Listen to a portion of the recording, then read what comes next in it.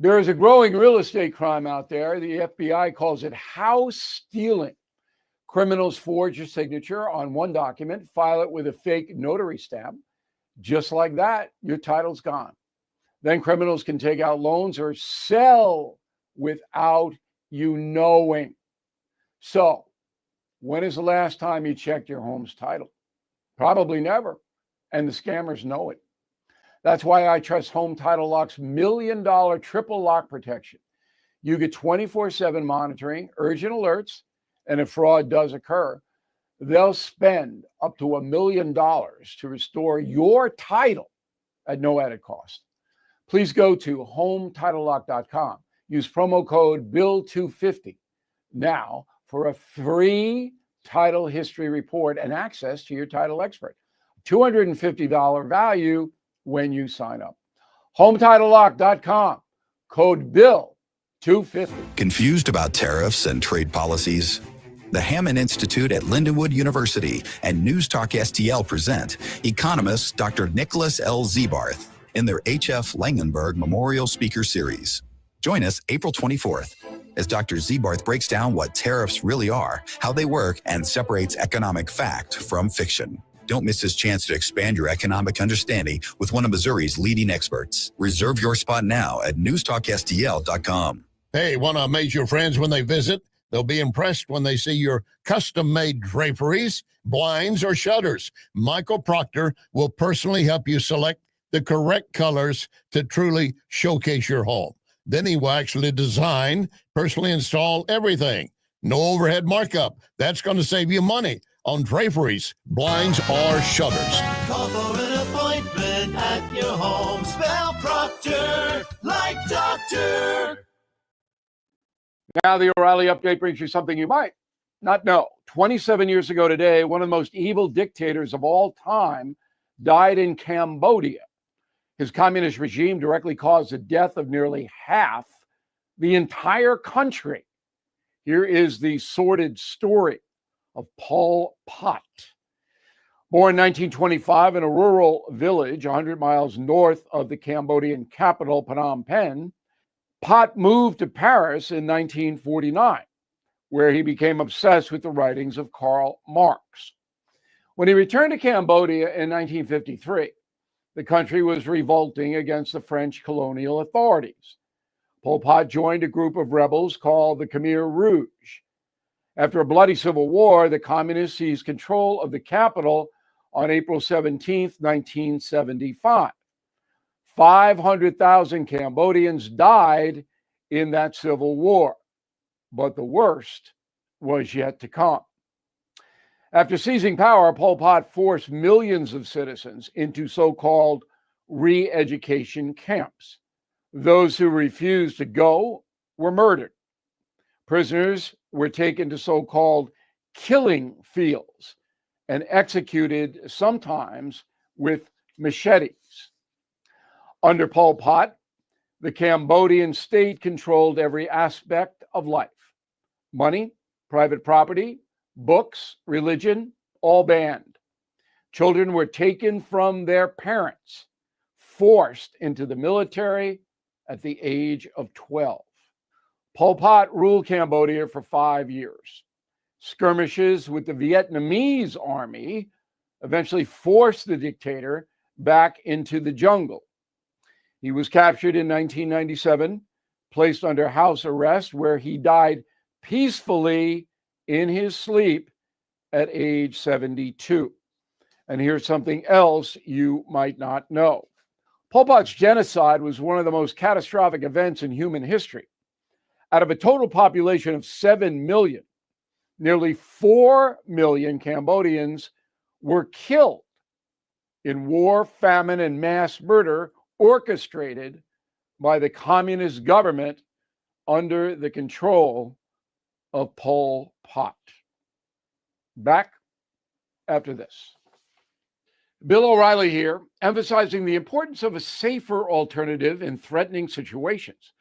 Before using lethal force, consider the Burner Less Lethal Pistol Launcher, a device designed to incapacitate an attacker with tear gas and kinetic ammunition, for up to 40 minutes, minimizing legal risks and permanent harm. We heard from a burner user, Adam, who faced a road-raging driver. Armed with his burner launcher, Adam de-escalated the threat by aiming the laser right at the aggressor. That allowed him to safely wait for police intervention. That night, burner not only prevented a potential tragedy, but also saved potential lives without causing physical harm. Burner is legal across all 50 states, with no background checks required. More than 500,000 units have been sold. Discover why so many choose Byrna at byrna.com/bill to save 10%. Thank you for listening to the O'Reilly Update. I am Bill O'Reilly. No spin, just facts, and always looking out for you. News, analysis, opinion. News Talk STL. KLGY HD3 Clayton, K270BW Belfast, KNBS Bowling Green. This is News Talk STL at 1019, 94.1, and always streaming at newstalkstl.com. News this hour from townhall.com. I'm Keith Peters in Washington. A second U.S. aircraft carrier is operating in Mideast waters ahead of the next round of talks between Iran and the United States over Tehran's rapidly advancing nuclear program. In an interview on Fox News Channel's Hannity, Trump administration Mideast envoy Steve Witkoff says verification is the key in the Iran talks. This is going to be much about verification on the enrichment program, and then ultimately verification on weaponization. That includes missiles, the type of missiles that they have stockpiled there, and it includes the trigger for a bomb. Questions remain over where the weekend talks between the countries will be held, though Iran's supreme leader described the first round of negotiations as going well. 4 journalists who were accused of working for a Kremlin foe are convicted of extremism. A Russian court convicts 4 journalists of extremism and sentences them to 5.5 years in prison each. The Russian government found Antonina Forovskaya, Konstantin Gabov, Sergei Karelin, and Artem Krieger guilty of involvement with late opposition leader Alexei Navalny's anti-corruption group, which the government labels as extremist. All 4 maintain their innocence and argue they were prosecuted for doing their jobs as journalists. The closed-door trial in Russia was part of an unrelenting crackdown on dissent that has reached an unprecedented scale after Moscow sent troops into Ukraine. I'm Julie Walker. President Trump is considering a delay of auto tariffs. A temporary pause won't be enough for automakers to adjust their vast global supply chains, but exemptions on parts could be key to the industry. More on these stories at townhall.com. The following is not an actor, but a real-life story from Trinity Debt Management. I'm Claire from Trinity Debt Management. I'm a counselor, and the reason that I love working for Trinity is because I get to help folks with one of the hardest problems a family can face, and that's financial difficulties. In this day and age, everything is going up. You have higher utilities, higher grocery bills, higher fuel, and those credit card interest rates have gone up as well. We can help you with that. We can help you get lower interest rates, lower monthly payments. In just a few minutes, we put together a plan that gets you out of debt and keeps you out of debt. I love my job. It's a great program and a very smart way to find debt relief. If credit card debt has you down, call Trinity at 1-800-990-6976. I'm Claire, a Trinity counselor. Call me and become debt-free for keeps. 1-800-990-6976. From the Michaels Flooring Outlet Weather Center. I'm First Alert 4 Chief Meteorologist Steve Templeton. Cool tonight, low down to 41, but mostly sunny, light winds in the morning, turning cloudy late in the day into the evening, slight chance for a couple showers in the evening, otherwise a warmer day with a high of 71. Thursday, we have some rain in the morning, dry in the afternoon, a high of 75. It'll be a little windy, but a warmer day Thursday. And a First Alert weather day for Friday, just watching for an isolated strong to severe storm or two in the late afternoon to evening Friday, but a high of 83. That's the latest from the First Alert 4 Weather Center. I'm Chief Meteorologist Steve Templeton. This hour of News Talk STL brought to you by Chris Cooper and Serenity Wealth Management. Discover little-known strategies that could be the difference between choosing the care you deserve or having someone else decide it for you. Get a free copy of Chris's book at serenityltc.com. If you're living with dry age-related macular degeneration or dry AMD, you may be at risk for developing geographic atrophy or GA. GA can be unpredictable and progress rapidly, leading to irreversible vision loss. Now there's something you can do to slow it down, get it going slower. Izervay is proven to slow GA progression. Izervay gets GA going slower. Izervay or avacincaptad pagel is a prescription eye injection used to treat GA. Don't take it if you have an infection or active swelling in or around your eye. Izervay can cause eye infection, retinal detachment, or increased risk of wet AMD. Izervay may temporarily increase eye pressure. Your vision may be impaired after an eye injection or exam. Don't delay. Ask your doctor about Izervay today. Izervay gets GA going slower. Visit Izervay.com. That's IZERVAY.com. We talk about race relations. This conversation has completely made me crazy. This is complete insanity. And I'm sick and tired of it. 101.9 and 94.1. I find it to be a conversation starter. News Talk STL. Tim Jones and Chris Arps in the afternoon. The 9 most terrifying words in the English language are, I'm from the government and I'm here to help. The more you remove voting from Election Day, the more opportunity you're offering for people to commit fraud. Are you not entertained? Are you not entertained? I think the Democrats are so short-sighted in this tactic they have now to just cheat at any cost to win elections. You're a lying dog-faced pony soldier. You said you were, but now you got to be honest. I'm going to be honest with you. What are we doing wrong here? As a former leader in the House, I think you can put your finger on it. It's called leadership. We don't have it. Tim Jones and Chris Arps.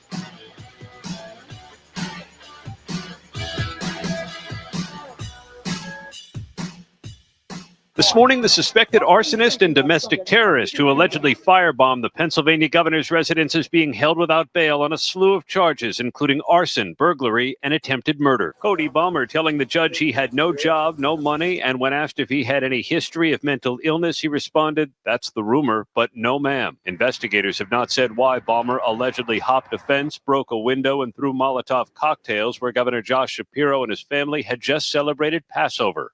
No one will deter me or my family or any Pennsylvanian from celebrating their faith openly and proudly.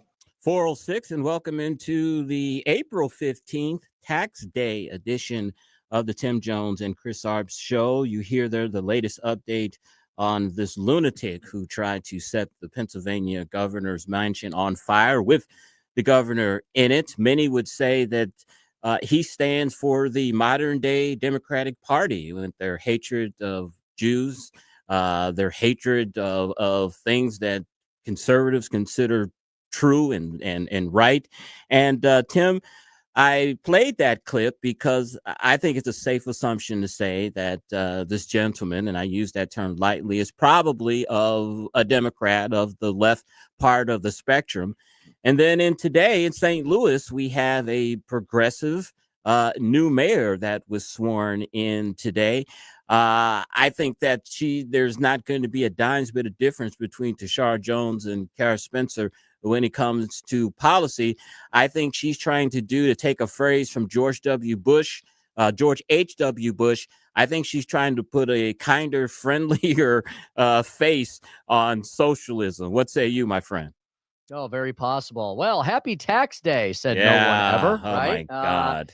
And Chris, to try to lessen the blow of that, we did have some good news that came out from our friends at the American Legislative Exchange Council. They put out the Rich States, Poor States edition today. And Missouri actually went up a few slots. So we can talk about that down the road.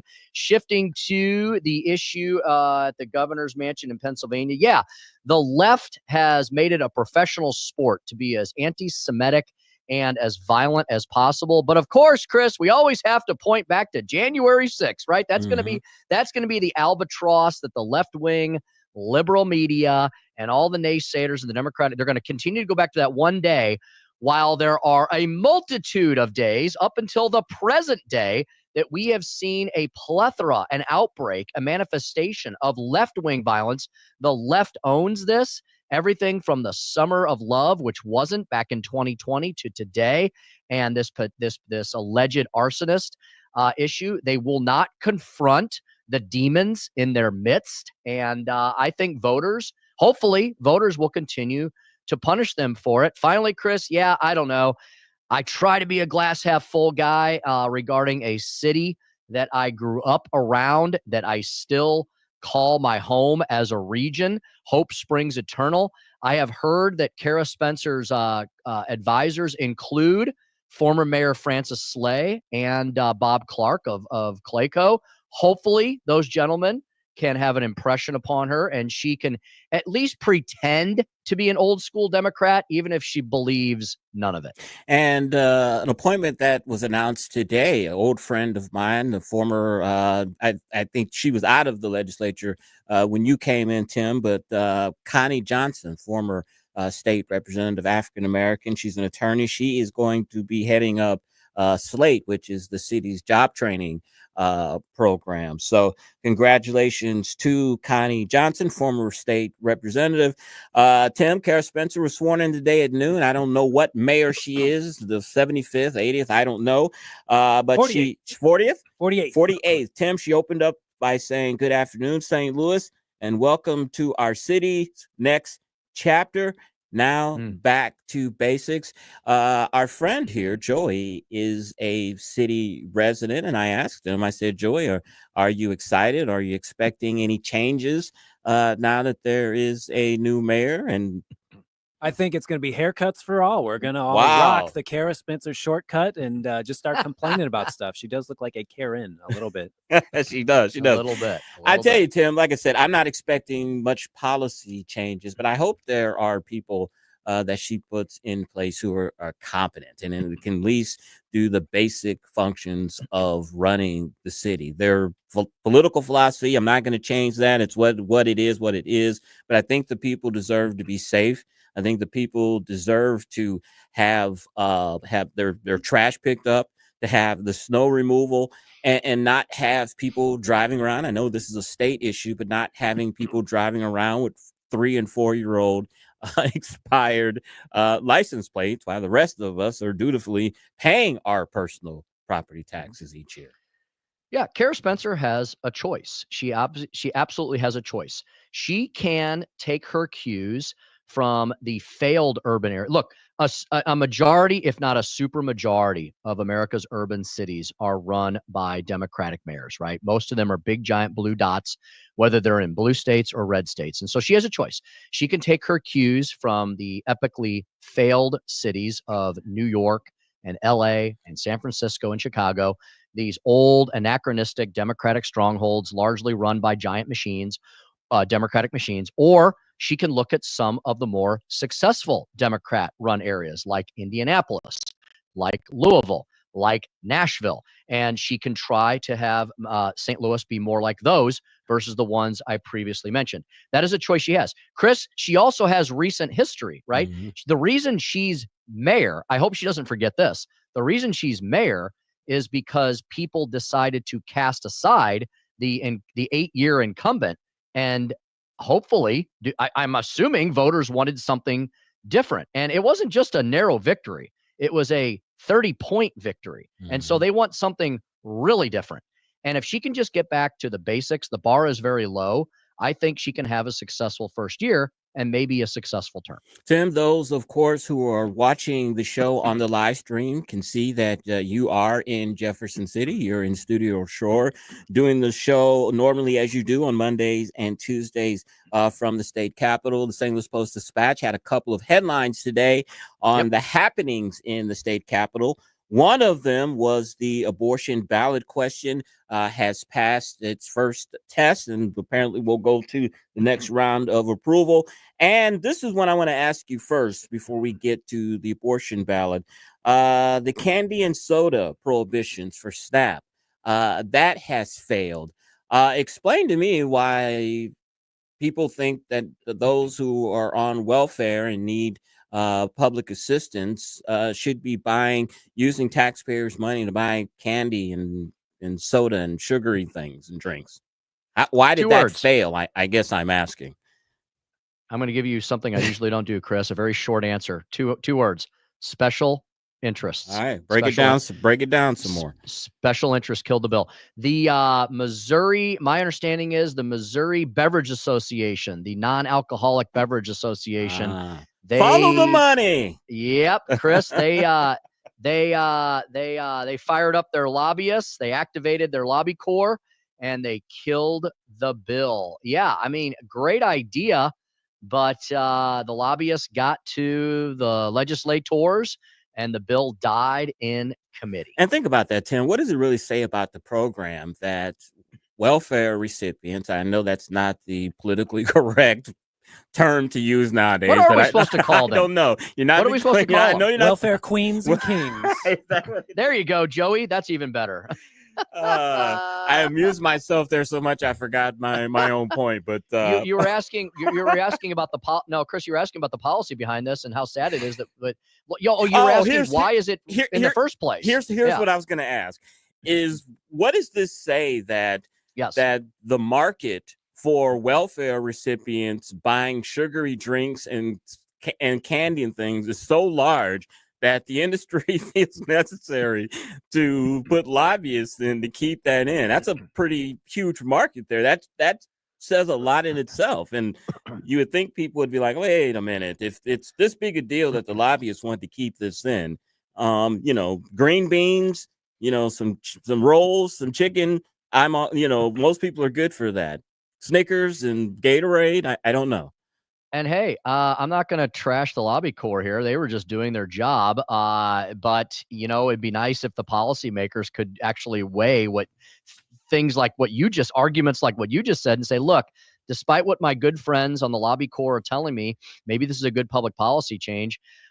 Chris, the intrepid Missouri Scout, written by David Drebus, reported on this yesterday. They said over the past couple of weeks, a couple of new lobbyists jumped in to register for the Missouri Beverage Association, the trade association for Missouri's non-alcoholic beverage producers. They're represented by Gamble and Schlemeyer. They beefed up their team with some naming names. Well, I'm reading from the Missouri Scout. Chris, this is public knowledge for anybody.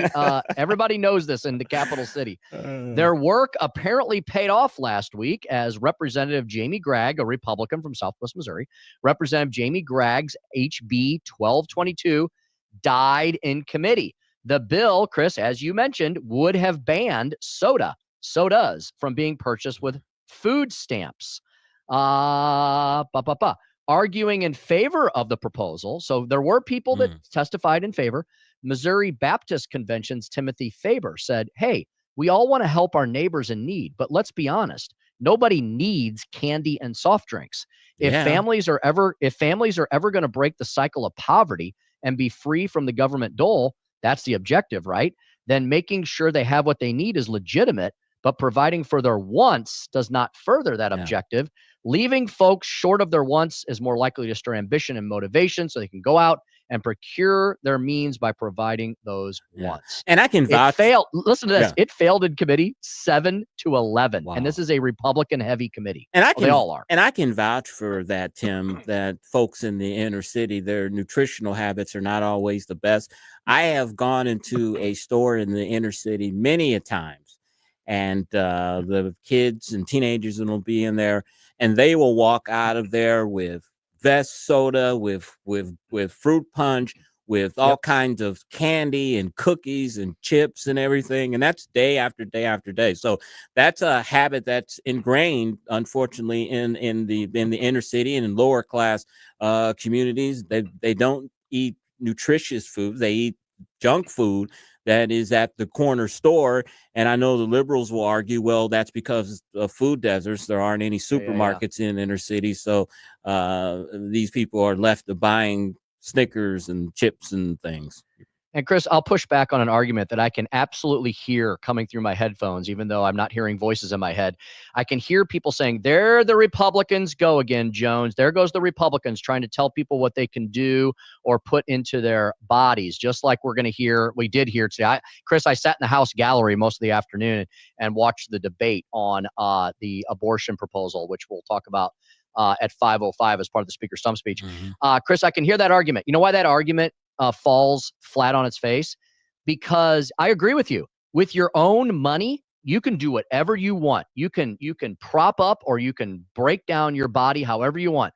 But if we taxpayers are giving you money in the nature of food stamps or in relief, then you bet your bippy taxpayers should get to designate that taxpayer assistance is going for the right things, right? This is not centralized planning. These are handouts that are meant to be hand-ups. And yeah, we would rather people eat healthier foods so they get healthier, get better, can go out and get motivated to get jobs. And so absolutely, if it's taxpayer-funded assistance, then the government should be able to dictate that people shouldn't be able to spend it on a bunch of junk food. And I think you can make the argument that if cigarettes are prohibited to be bought with food stamps, and cigarettes don't have any nutritional value and are unhealthy, then sugary drinks and junk food, which have no nutritional value and are unhealthy, should be banned as well. You got it. Absolutely. All right. Bingo. We've got coming up, Tim, David Stokes, Director of Municipal Policy at the Show Me Institute. We'll ask him, of course, about the inauguration of the new mayor today in the city of St. Louis. And I've also have some questions regarding just some of the spending that's going on in St. Louis County with some of these no-bid contracts going out to, it seems, favorites of council members. We'll talk to David Stokes about that at 4:24. 4:45, got some news on the Trump front. He pulled the trigger on Harvard, and I'll give you more news on that at 4:45. 5:07, we will have the Speaker's stump speech. Yep, in our continuing effort to bring to you the actual legislators who are making these proposals on your behalf. Chris, we're going to feature Senator Adam Schnelting.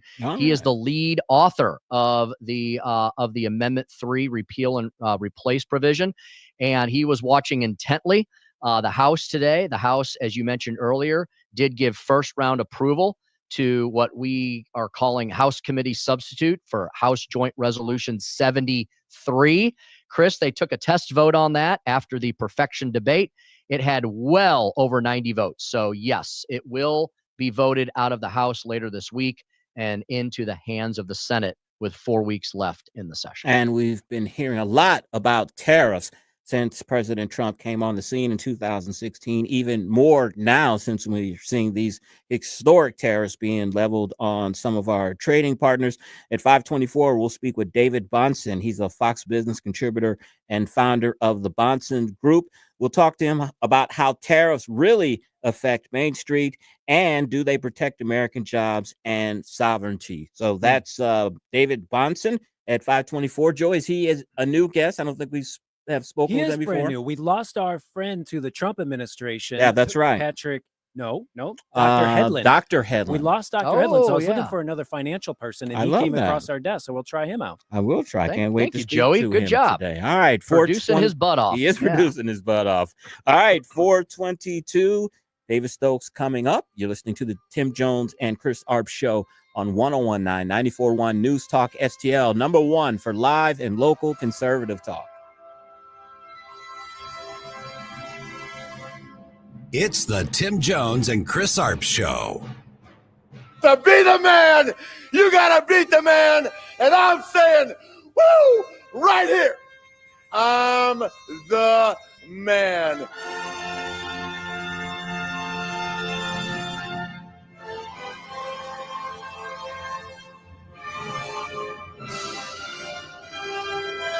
From the Michaels Flooring Outlet Weather Center. I'm First Alert 4 Chief Meteorologist Steve Templeton. Cool tonight, low down to 41, but mostly sunny, light winds in the morning, turning cloudy late in the day into the evening. Slight chance for a couple showers in the evening. Otherwise, a warmer day with a high of 71. Thursday, we have some rain in the morning, dry in the afternoon, a high of 75. It'll be a little windy, but a warmer day Thursday. And a First Alert weather day for Friday. Just watching for an isolated strong to severe storm or two in the late afternoon to evening Friday, but a high of 83. That's the latest from the First Alert 4 Weather Center. I'm Chief Meteorologist Steve Templeton. All the information I need on the drive to work. Like Ferguson in the morning, I keep it on throughout the day, whether it's local, national, or something big that's happening overseas. News, analysis, and opinion. St. Louis is #1 for conservative talk. News Talk STL.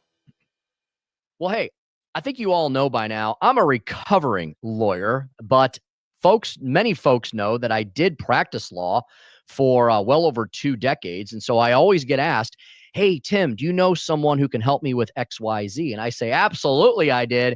I need you to call Todd Sivia and Sivia Law. That's who I'm referring people to these days. You know why?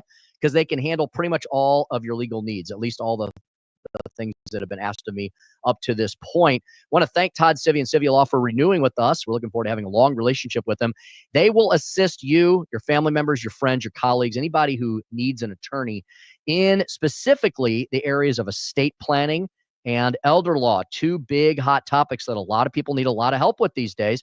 They also handle special needs matters for people who have special needs children or adults. Real estate matters, right? A lot of people getting into real estate these days. Personal injury, business, and online forms. Trust the estate planning experts at Sivia, like so many people I know have, who will help you with wills, trust, powers of attorney, healthcare directives, and so much more. Quick, professional turnaround on documents, typically within 2 weeks. What lawyer promises that? I think it's fantastic that Todd Sivia and the gang at Sivia Law are breaking the mold on a quick turnaround on documents. They've got the expertise. They've got the experience. They'll give you the personalized service, comprehensive planning, and they're wanting to build a relationship with you that's, not just to come in, draft up some document, and then never see you again. They want to be with you for the long haul, making sure they're taking care of not only you, but everybody around you in your particular situation. They're extremely competitive when it comes to pricing. They have 7 locations. Yeah, 7 locations around the St. Louis metro to serve you. And if you mention News Talk STL, when you go in, you'll get a complimentary strategy session with one of their seasoned attorneys. That's a fantastic value in and of itself. Look, Sivia Law wants to help out our audience, our News Talk STL audience, because so many of you are the kind of people that do estate planning. You're involved in business matters. And so I'm sending all my business folks to them as well and more. Sivia Law. It's SiviaLaw.com. That's SiviaLaw.com. Today, go to SiviaLaw.com. I'm Dr. TJ, owner of the Institute of Natural Health, co-owner of Optimal Nutraceuticals, and the host of Wellness One. Wellness One is designed to cut through the nonsense and provide you common sense, science-based information regarding health and wellness. On the show, we discuss topics like thyroid health, gut health, hormone optimization, and many others. Our show airs Saturdays at 10 a.m. and 2 p.m. and Sundays at 11 a.m. and 3 p.m. right here on Newstalk STL. And you can visit us at inhstl.com. That's inhstl.com. Michael's Flooring Outlet is sending out an SOS. We're expanding fast and need your help. We need a flooring warehouse expert pronto. We need a flooring scheduler just as fast. Join our growing team at Michael's Flooring Outlet with locations in St. Peter's, Darden Prairie, and Creve Coeur. Don't wait. Visit michaelsflooringoutlet.com and click on careers today. Michael's Flooring Outlet, where great floors begin with great people. Ready for instant curb appeal that comes with a 25-year transferable warranty? Call Rhino Shield today. We do brick, block, stucco, asbestos, aluminum, steel, cedar, and more. Over the past 20 years, we've done thousands of homes, businesses, churches, schools, condos, parking garages, large metal buildings, and strip malls, from Champaign to the Lake of the Ozarks. We do flat and sloped metal roofs to extend their lives too. Proud to be veteran-owned and manufactured in the good old USA. So we're tariff-free. We're exceeding expectations every day. Evaluations are free. A+ rated with the BBB and a lot of 5-star Google reviews. Call 877-25-RHINO. 877-25-RHINO. or 877-25rhino.com. See what we did there? Genius. Tell them, ladies. Don't hate, don't Rhino. Go Rhino Shield. Never paint your house again. Rhino Shield.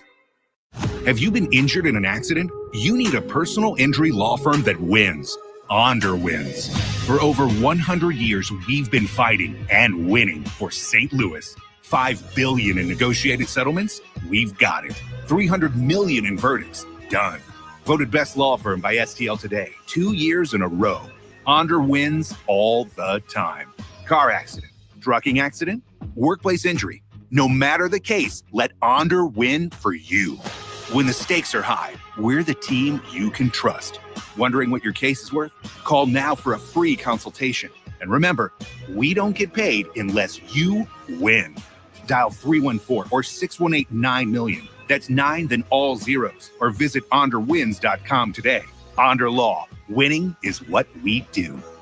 The choice of a lawyer is an important decision and should not be based solely on advertisements. Past results afford no guarantee of future results. Every case is different and must be judged on its own merits. This hour of Jones and Arps is brought to you by Stifel. Contact your Stifel financial advisor at stifel.com. That's STIFEL.com. American Dream. It's the Tim Jones and Chris Arps Show. He's just a common man, working hard with his hands. He's just a common man, working hard for the man. And please repeat after me. I, Kara Spencer, do solemnly swear that I will uphold the Constitution of the United States, and that I will at all times faithfully demean myself in the office of Mayor of the City of St. Louis. So help me God. Congratulations. Thank you. 4:30 on the Tim Jones and Chris Arps Show. And there you have it, the official end of the Tashar Jones and Vervis Jones administration. There's a new day in town, and we've got the perfect guy to talk about it with next. David Stokes over at the Show Me Institute. In high school, you talk about spike. I had a very short spike. It was spiked. I knew there's a spike somewhere in there. It wasn't very punky. It was more Leave It to Beaver-ish, maybe. David, happy tax day. First of all, have you finished your taxes and have you mailed them off? Not to get all in your business or anything. Sorry. No, that's fine. We filed last night and sent the checks off today. All right. Did you have heartburn like I did? No, it's just sort of an expected part of the year, I guess. So, nothing came in that wasn't expected. You must have one of those really, really good accounts where you pay no taxes and the government pays you. No, don't you? I bet you do. We most definitely do not. we do have a good accountant. Don't get me wrong, but we most definitely do pay taxes. I know Show Me itself is tax exempt, and that probably counts for all the employees too. Exactly. That's right. Exactly. Yeah, Come on, it's David. transferable. You need a better accountant. All right, David, you heard that clip there. Kara Spencer, it is a new day. We talked about this earlier in the show. Is Kara Spencer, to take a line from George H.W. Bush, just going to put a kinder, gentler face on socialism? I hope not. We talked about it during the campaign. We've talked about it on the show, and she hit the theme again in her speech today, at least the speech as reported by the Post-Dispatch, that she got back to wanting to focus on basics. And that's a great thing to hear, because at the local government level, wherever you come from, and Kara Spencer is certainly fairly progressive or liberal or in many ways, but at the local level, I don't care if you're liberal or moderate or independent or conservative or what, there's room to just focus on the basic services that the vast majority of citizens agree upon and want to focus on. And the city's been very bad at that for the last few years, like obviously addressing snowstorms and picking up trash and the need to improve the police services. So there's a tremendous amount of room for her, I believe, for the new mayor to focus on that doing a better job of providing those key, should be non-controversial local services. And if she can succeed at that, she and her administration, in improving that basic level of services, I think that will be widely appreciated by a large number of city residents of all political stripes and of all parts of the neighborhoods of the city. David, I'm going to suggest, and I'd love to hear your thoughts on this, that job number one for the new Spencer administration needs to be crime and public safety. And this should not be something that the state has to constantly step in on and provide assistance to the city like they did this year with the crime and public safety bill, which I think was a very worthy bill. And I'm glad it got across the finish line. But one of the reasons it was such a priority of Governor Keogh was because the experiment of having the city run all of its own affairs was an absolute disaster over the last 12 years.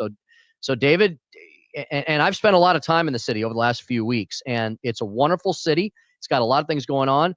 But as I'm down there, I keep hearing that someone was shot over there, and there was a shooting over there and in that neighborhood last week. And I wonder to myself, am I taking my life in my hands by actually going to the city? I hate feeling that way, but you read the headlines, and that's all the stories that are coming out of the city, unfortunately, most of the time. Doesn't that have to be job number one for her? It does. And I guess the first decision that she'll have to make in regards to that is whether to continue this lawsuit against the state for taking over the police department. And, you know, that lawsuit was filed before she was in power under the prior administration at the very end of it. And that's the big decision. Is she going to continue that lawsuit to try to, I don't think there's much chance of it succeeding. I mean, the state controlled the city police department for over a century. So the idea they don't have a right to control the city police department seems a strange argument. Should they or should they, you can have that argument, but the right seems set.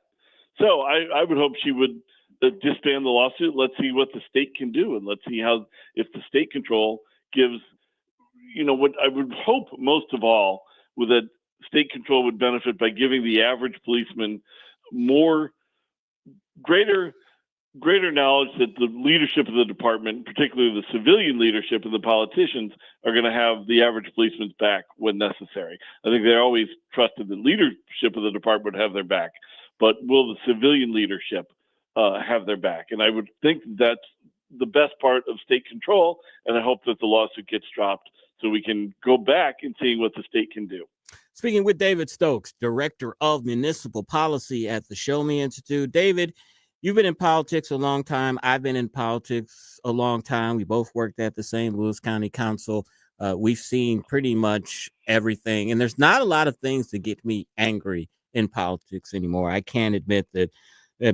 But as I read this article today in the Post-Dispatch about the St. Louis County Council hiring a local attorney to do legislative research for $79,500 a year at 30 hours of work per week, really kind of burns me up a little bit. First question I want to ask, is she going to be clocking in so that we know that this attorney is actually performing 30 hours of legal work a week for $80,000 a year?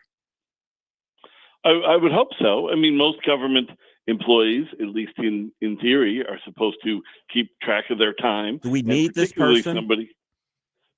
Well, this was approved by the voters several years ago, a charter change to give the county council some independent legal review of the law. The problem has always been, and this has been an issue for a long time, sometimes worse than others, and it's been worse in the past decade with all the fighting between the county executive's offices and the county council.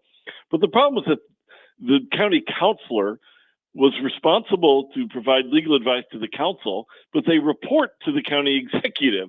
And what do you do when the county executive and the county council are fighting or have a disagreement? So the charter, I don't know if it was a charter change, but the legislative change was made to give the council authority to hire their own lawyer. When you and I worked on the county council, Chris, in the early 2000s, this was certainly an issue. It was addressed in part being that several of the Republicans who at the time had the majority were lawyers themselves, so they were able to sort of independently review these laws and the like from a professional legal mindset. David, this person is I think that's also the very city important. attorney for Jennings. Well, that could be an issue too. You know, we've had so many examples of you're a prosecutor in one city, you're the city attorney in another, you're the judge in another.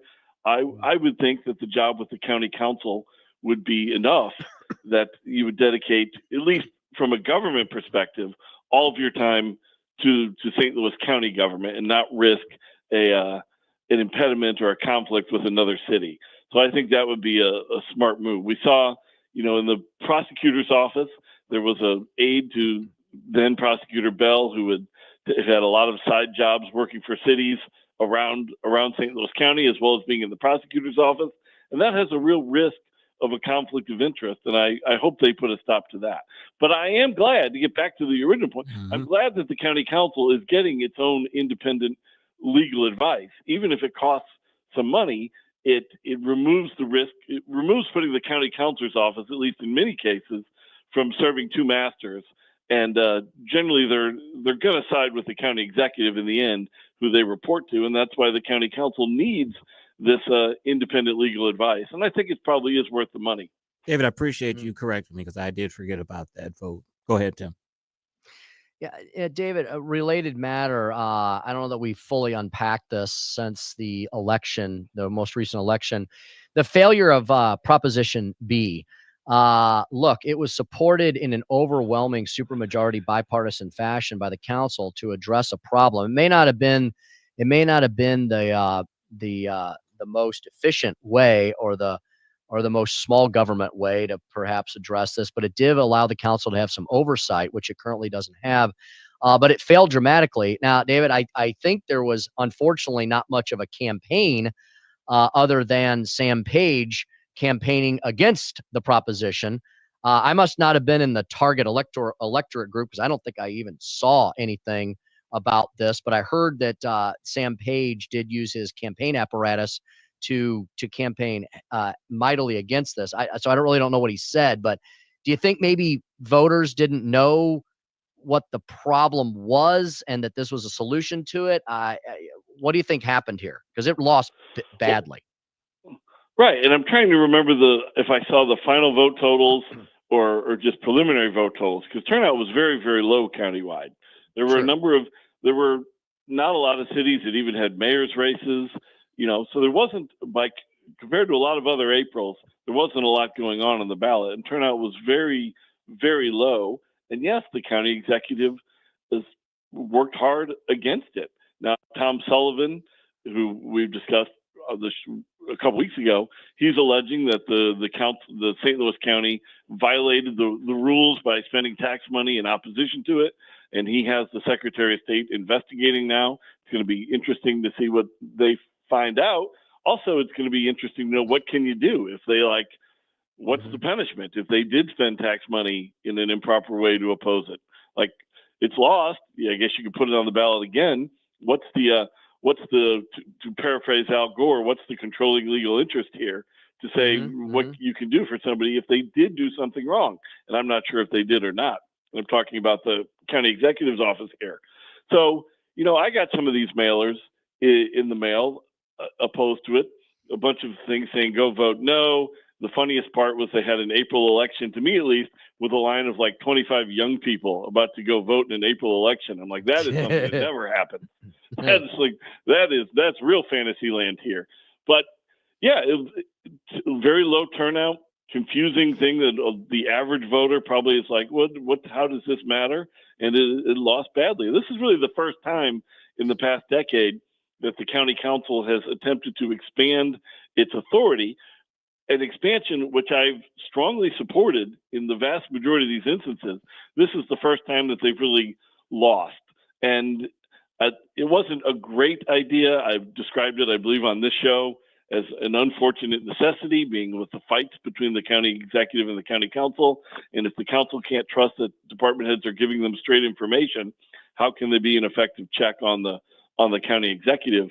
But it lost, so we're not going down. We're not going down that route now. We'll see what else the council can do, and they can do a lot. They've got 6 people who seem to be uniting for a stronger county council to serve as a check, and that's a bipartisan coalition, and they should be able to accomplish a lot. In our last couple of minutes, David, tell us about the Show Me Institute's new report, a free market guide for Missouri cities. Well, I'm really excited about this. I'm sure your listeners are wrecking cars right now. They're so excited to They should pull over, David. So pull over. First and foremost, pull over, put on your hazards, and start taking notes. We released a paper today. It's the second in our series on free market municipalities. And what it's really about is like, how would you operate a municipality in a more limited government way? Like, what does that mean to try to have, we always talk about limited government at the federal or state level, but how does this work at the city level? And it talks about cities like Weston, Florida and Sandy Springs, Georgia, which are well-known examples of contracting out for a lot of city services with the private sector. And of course that happens here, but in Weston's case, they do almost everything via contract.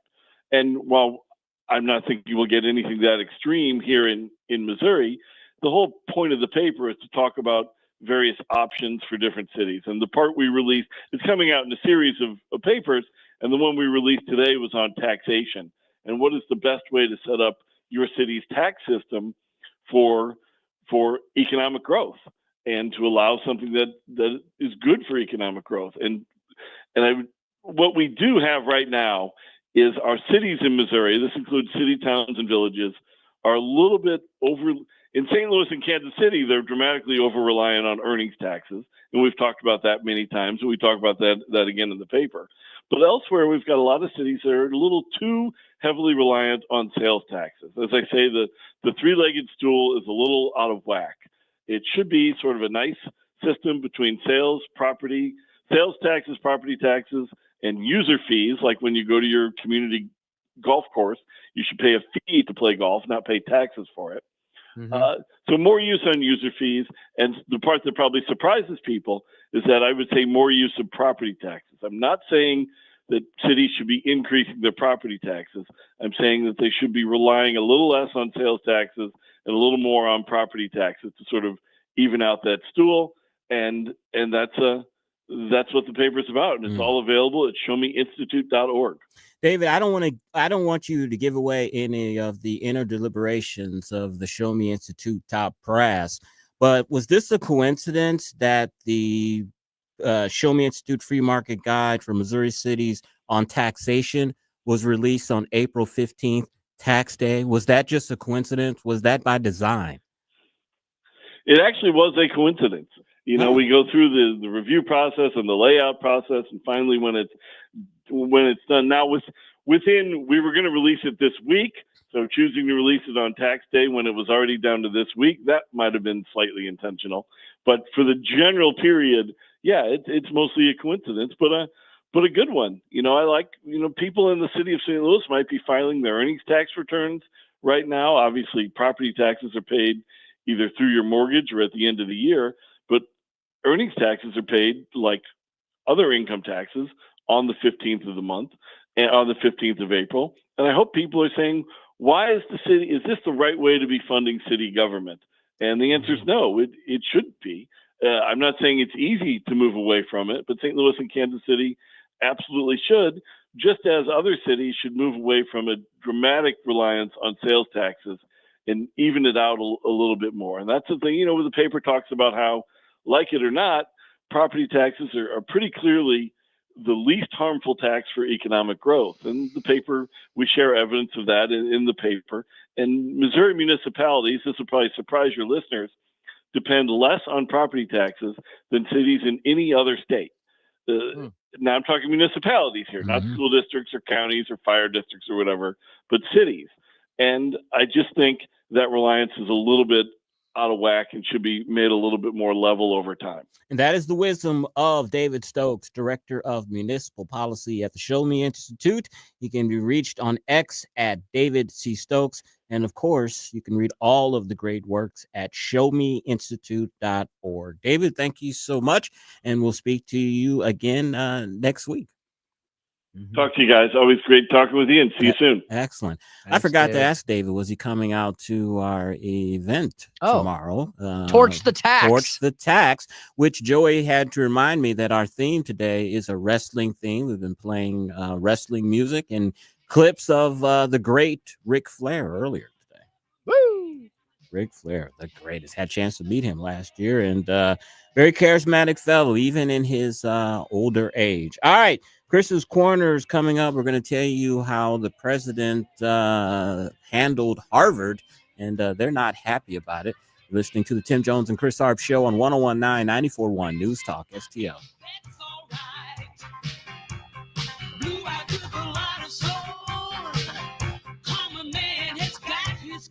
It's the Tim Jones and Chris Arps Show. He put hard times on Dusty Rhodes and his family. You don't know what hard times are, Daddy.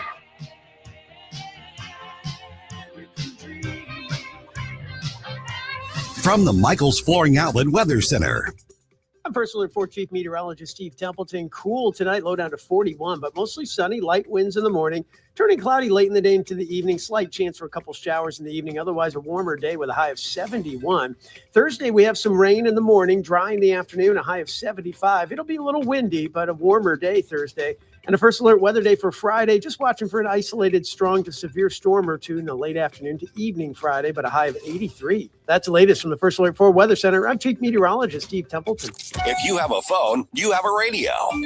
Download the all-new News Talk STL app. Love the all-new app. And listen anytime, anywhere. What have the storms done to the trees, to the shrubbery, to the flora around your home or your business?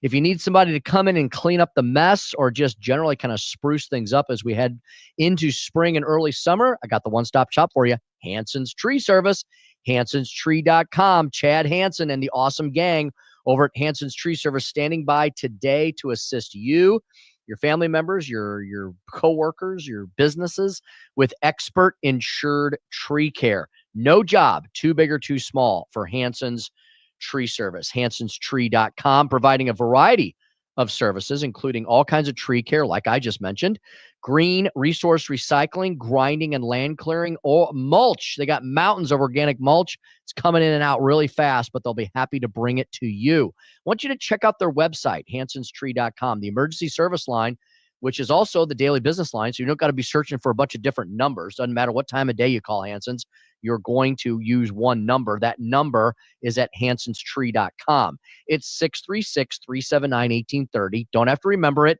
Just remember hansonstree.com. As well on the website, you can order that mulch I just mentioned online. You can apply for hassle-free estimates for a variety of their services. You can see if you're eligible for 6 months, same as cash financing. You can make payments. You can check out their awesome 5-star reviews, their pro shop, their other resources and products, their other tree care services, and so much more. If you need work done around your homestead or around your business regarding tree removal, mulching, tree and plant healthcare in general, green waste recycling, or land clearing, the one-stop shop is Hanson's Tree Service. hansonstree.com. That's hansonstree.com. Attention St. Charles, looking for a local spot that satisfies all your cravings? Mario's Donut Restaurant is your place to go for breakfast, lunch, and dinner. From mouth-watering sandwiches and omelets to delicious gyros, Mexican dishes, salads, and wraps, we've got it all. And don't forget our famous donuts. They're so good, they'll make your eyes glaze over. Dine in or carry out, our friendly staff is ready to serve you with love and care. Mention News Talk STL when you visit. Call 636-447-4515 or visit mariosdonutrestaurant.com. Public schools, like public libraries, should be free and open to all. Open enrollment allows parents to choose the school that's the best fit for their children. Maybe another school has a wider curriculum, is bigger or smaller. Maybe a kid is being bullied and would be more comfortable at another school. 75% of parents favor open enrollment. Open enrollment programs now exist in 43 states, and Missouri should join them. Our next-door neighbor, Kansas, has one of the strongest open enrollment policies in the nation. Kansas parents are trusted with choices and options, while Missouri parents must move out of their home to change public schools. And it's a trend. Nationwide, the percentage of students going to their chosen public school has steadily increased.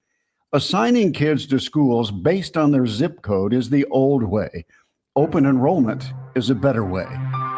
Learn more at showmeinstitute.org. The Show Me Minute has been brought to you by Show Me Institute and Show Me Opportunity. Columbo here for my friends at Bluff City Outdoors in Alton. The knowledgeable staff at Bluff City has served the St. Louis outdoor community for decades, and they can take care of all your bow hunting needs, all your trapping needs, all your fishing needs, and more. Plus, while you're there, you can schedule a trip with a local fishing guide and shoot in their archery range. Bluff City Outdoors is open 7 days a week, 1 mile east of Fast Eddie's at 2813 East Broadway in Alton. Follow them on Facebook and at bluffcityoutdoors.com. On the next Larry Connors, USA. China is still trying to get more nations to join it in the fight against Donald Trump and those tariffs. Larry Connors, USA. Now, weeknights 6 until 8 on News Talk STL. This hour of Jones and Arps is brought to you by Stifel. Contact your Stifel financial advisor at stifel.com. That's STIFEL.com.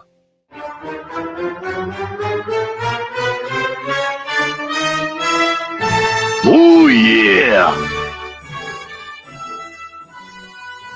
It's the Tim Jones and Chris Arps Show.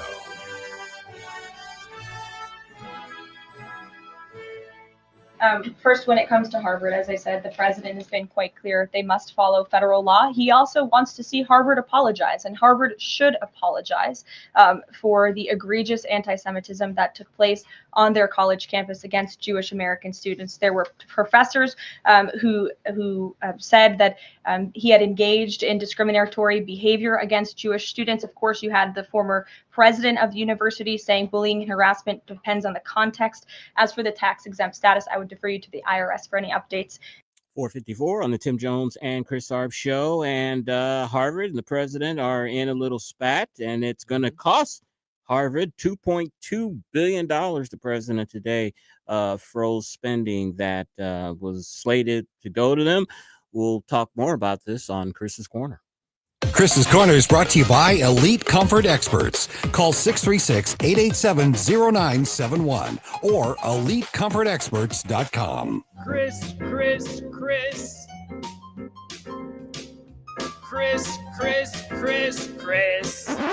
And if you don't know, now you know. And now, Chris's Corner. You know, we remember last year when the Ivy League presidents were brought up on Capitol Hill, and they were asked about anti-Semitism on their campuses. And I remember the Harvard president couldn't define exactly what it was or exactly how Harvard would handle it. It depended on the situation. Of course, she lost her job, but she did not lose her position at Harvard. She was transferred somewhere else and with the same salary. Well, Howard University yesterday sent a letter to the Trump administration telling them that they were not going to cave into their reforms. I'm going to read you a little bit of the letter. It said, quote, "It is unfortunate then that your letter disregards Harvard's efforts and instead present demands that, in contravention of the First Amendment, invade university freedoms long recognized by the Supreme Court. The government's term also circumvent Harvard's statutory rights by requiring unsupported and disruptive remedies for alleged harm that the government has not proven through mandatory processes established by Congress and required by the law." The famous Tony Colombo flip test. Just imagine if these were not weren't Jewish students, but these were African American students, and the university, Harvard University, is sending a letter like this to the government, basically defending what they were doing. It almost harkens back to some type of Jim Crow there. And the sad thing is these people don't see the hypocrisy that they are demonstrating.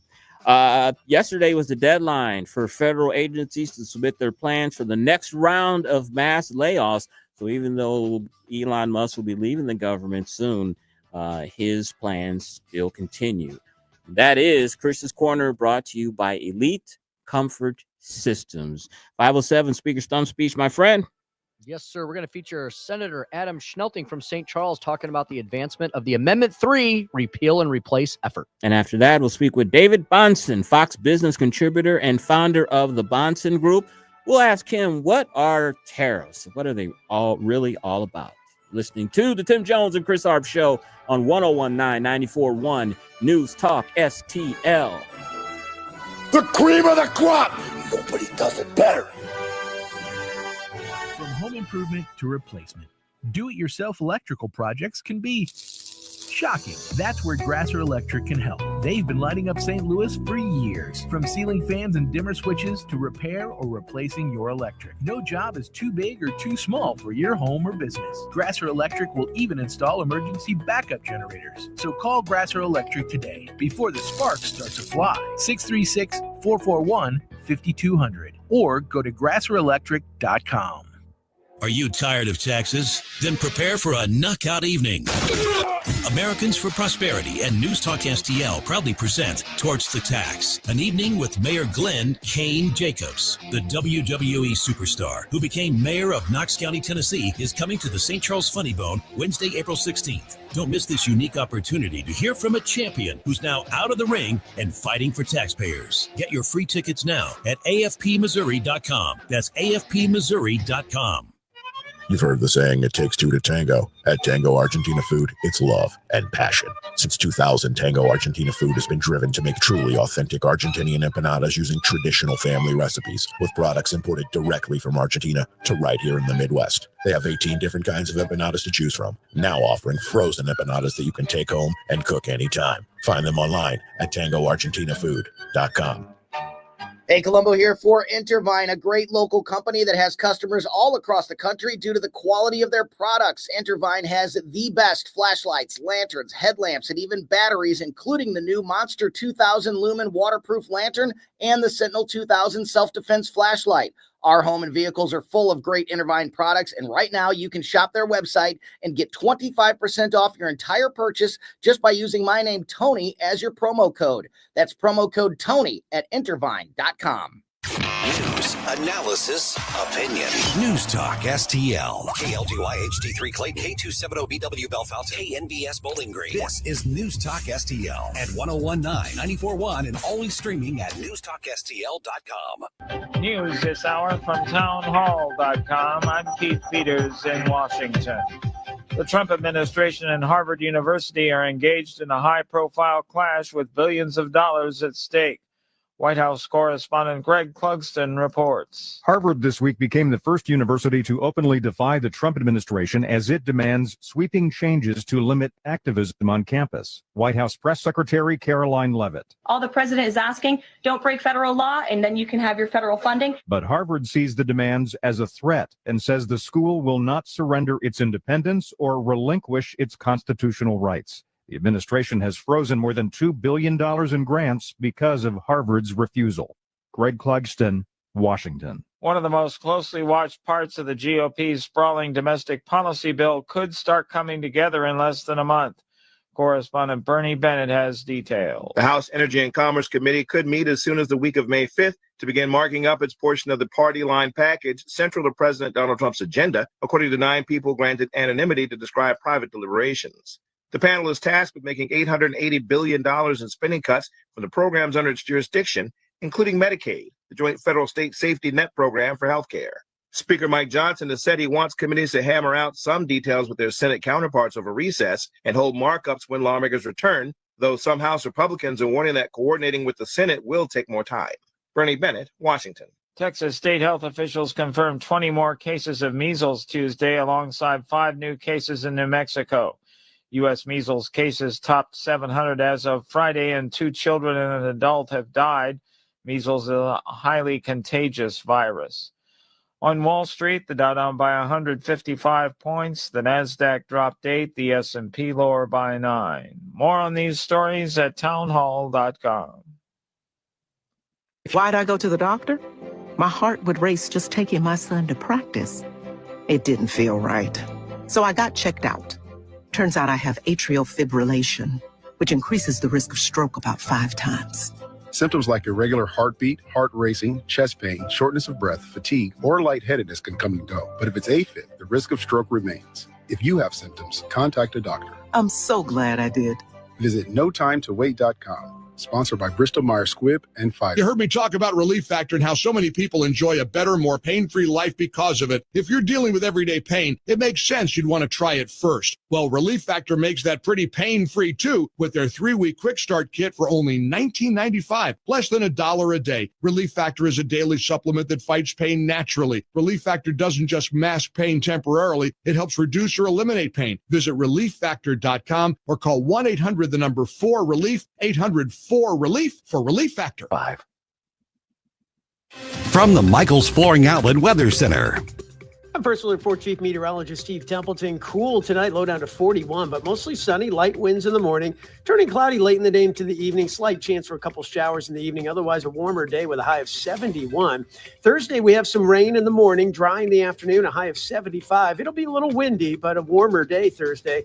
And a first alert weather day for Friday, just watching for an isolated strong to severe storm or two in the late afternoon to evening Friday, but a high of 83. That's the latest from the First Alert 4 Weather Center. I'm Chief Meteorologist Steve Templeton. This hour of News Talk STL is brought to you by Stifel, serving investors for over 130 years.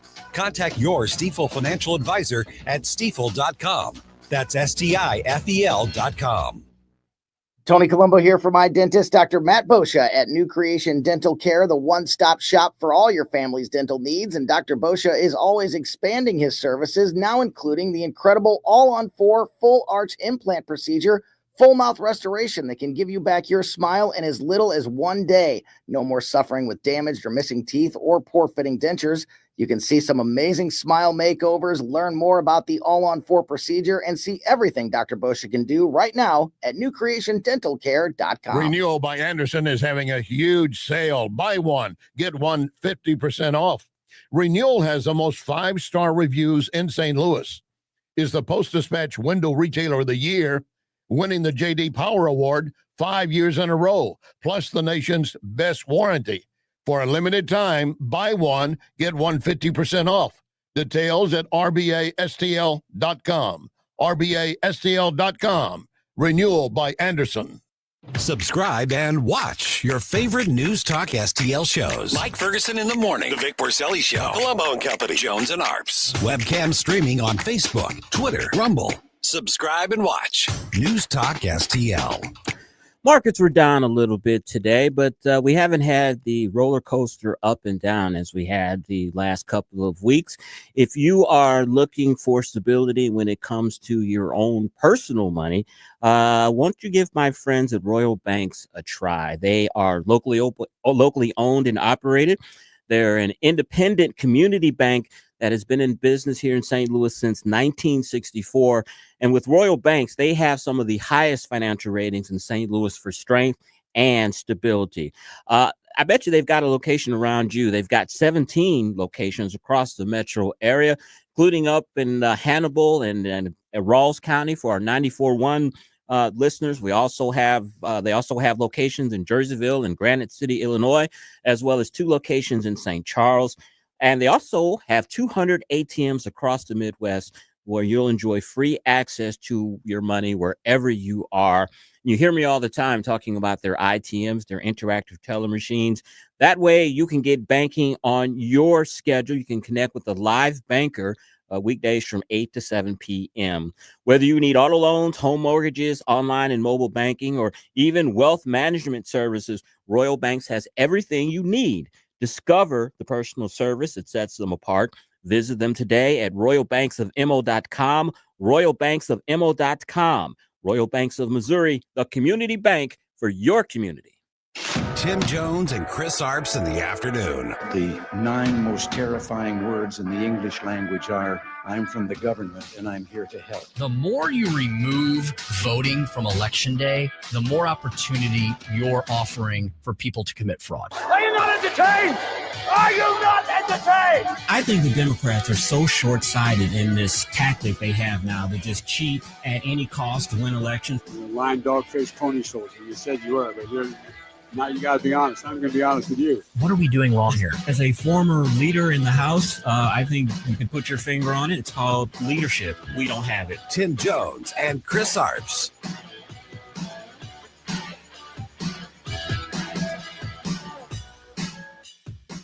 There's an illegal alien from El Salvador. So with respect to you, he's a citizen of El Salvador. So it's very arrogant even for American media to suggest that we would even tell El Salvador how to handle their own citizens as a starting point. As 2 immigration courts found that he was a member of MS-13. When President Trump declared MS-13 to be a foreign terrorist organization, that meant that he was no longer eligible under federal law, which I'm sure you know, you're very familiar with the INA, that he was no longer eligible for any form of immigration relief in the United States. 508 on the Tim Jones and Chris Arps show, and that is President Trump aide Stephen Miller really breaking it down and explaining to the press, and I watched that live in the Oval Office, explaining to the press why this El Salvadoran immigrant who is in our country in a guest visa, who is a guest, why he was sent back and why he has really no legal recourse to stay in this country, Tim. I think it was a brilliant explanation, and it's good because you haven't heard the left refuting it loudly in their media. Yeah, they have no argument, Chris. It led to Donald Trump literally confronting Caitlin Collins of CNN in that same Oval Office setting and asking her, or basically not asking her, basically making the rhetorical statement, why is it that CNN hates America? And of course, that made CNN respond. I mean, Donald Trump is just the master of throwing the bait out there and then watching the fish jump on it. Dana Bash had to go on CNN last night with that dour look. She always looks like someone just stole her favorite puppy, and she goes on last night and she goes, "Oh, by the way, just so the listeners know, CNN does not hate America." I mean, she literally had to say that last night. It's just so brilliant. Chris, why do they continue? Why does the left-wing liberal media continue to advocate for illegal alien terrorists? I mean, they're not doing their buddies in the Democratic Party any favors. And I truly believe that, and we've seen this from the president, that he holds back information and lets the media and his enemies speculate and think that they have all the information. And then he comes out with the facts and they have egg on their faces. One thing that we keep hearing over and over from the media and from this man's supporters is that there is no direct evidence tying him to the MS-13 gang. It's a bunch of circumstantial evidence. But I really feel that if the administration is this adamant on getting this man out of the country, they know something that we don't know, that this man truly is a member of MS-13, is one of their leaders, and should be deported. And I think they're holding on to the information that proves it until it's the right time to release it. Yeah, the El Salvadoran president seemed to corroborate that, right? He didn't protest yesterday. He said, look, I'm well, I thought I was gonna sneeze. He goes, why should I release? He said, why should I release an El Salvadoran back to the, he goes, that doesn't make any sense. I mean, what the media is asking here doesn't make any sense. The guy is an El Salvadoran. He's currently in an El Salvadoran prison, and the El Salvadoran president was sitting right there in the Oval Office, and the media just looked like a bunch of dimwits saying, well, when are you going to go get this guy and bring him back? The El Salvadoran president was, what are you talking about? He's our resident. We're keeping him. He's in prison. Go away. Leave us alone. Yeah, their argument seems to be that legal residency status in the United States supersedes that person's citizenship. And actual citizenship. And I think that's legitimate. Look, he may be a legal citizen, illegal immigrant here in the United States, but he is still a member of another country, a citizen of another country, and that they supersede legal rights here in the United States of being able to stay here. That just seems common sense to me. It is common sense, and that's why the media doesn't understand it. I mean, the Trump administration is saying, what are you asking us to do? Send SEAL Team 6 into El Salvador and bring back a known illegal alien terrorist? We're not doing it, and we shouldn't do it, and it makes no sense to do it. And the El Salvadoran president was sitting there basically corroborating everything that was being said right in front of him. Yes, Chris, citizenship trumps. You can have multiple residencies under the law. It's a legal concept, by the way, that we studied in law school. That's different than citizenship. You have one citizenship. Some people do get legal dual citizenship, but they go through a process to get that. Most people on the planet have one country of citizenship, but you can have multiple residencies. Citizenship, though, trumps, no pun intended, legal residencies. Yeah, and it's one of the main arguments that we use in the fight to have only United States citizens voting in our elections, that even though these people are here legally and they're doing all the right things, they're paying taxes, whatever, they are still citizens of another country, and they shouldn't be deciding what happens in this country, even if they are paying taxes. The argument that they use of no taxation without representation is bogus, of course, because the example I always use, Tim, when we go to these different state capitals and testify, that when I stay at this restaurant, eat at this restaurant, or stay at this hotel and pay hotel and restaurant and sales taxes, does that mean that I should be able to vote in this jurisdiction because I pay taxes? Of course not. Yeah, absolutely. I mean, that's the concept. The media is not grasping it, and they're looking more and more foolish the more they protest the fact that this illegal alien gang member was sent out of the country, and they want him back. I don't think anybody else wants him back. That's for sure. Tim, it's my understanding that you have a good friend of ours and a good friend of the show with us today. We're going to talk about one of his important bills and what's happening in the final weeks of the legislature. Absolutely. Joey, if you want to cue the theme music, we have Senator Adam Schnelting in Studio Schroer today, and he is the subject, and his proposal to repeal and replace Amendment 3 are the subjects of today's Speaker's Stump Speech. Listen to me, listen to me. I'm very consistent. I'm a very stable genius. It's time for the Speaker's Stump Speech, sponsored by Hanson's Tree Service at hansonstree.com. Yeah, Chris, we do have Senator Adam Schnelting in here. If folks are watching on Rumble, Facebook, Twitter, YouTube, or Instagram, they can see him in Studio Show with me here today. Senator, today was a good day to protect life, the unborn, the defenseless in the state of Missouri, wasn't it? Tell us what happened. It was. Well, I'm glad to be here. Thanks for having me, Tim. And Chris, thanks for having me. Of course. So today, House Committee Substitute for House Joint Resolution 73 was perfected in the House. And then we still have one more step. Thursday, we'll have a final vote on the House side of things. But what that does is it's essentially the companion to my SJR 33, which I authored in the Senate, which is a repeal and replace for Amendment 3. You know, I guess it was in August last year, Missouri voters were faced with a false dichotomy. They were told that women were dying in our hospitals, and they were told that they could not get the medical care that they needed for ectopic pregnancies, for miscarriage care, and for medical emergencies, which is simply false. It was not the case. And many voters that I talked to back home, a lot of the folks that I talked to, well, I ran for Senate, as you know, Tim, and I knocked on about 40,000 doors that summer. And many of the folks I talked to really believed that the line that women couldn't get care in our healthcare facilities, in our hospitals. The issue, of course, is many of the folks who voted for Amendment 3, there was a good portion of them, they're actually relatively pro-life, but they felt like they had no other alternative. If women are dying in our hospitals, something needs to be done. And so what this amendment does is it essentially sends back the question back to the voters with something that's going to be much more in keeping with their values. Senator, when this passes, what year will this be on the ballot? That'd be in 2026, unless the governor called a special. Okay. So we're looking at the primary or the general of 2026. Adam, if folks, as I heard today, I sat through the second half of I sat through the final hour. It was like a 3-hour debate, I think, in the House today, at least 3 hours.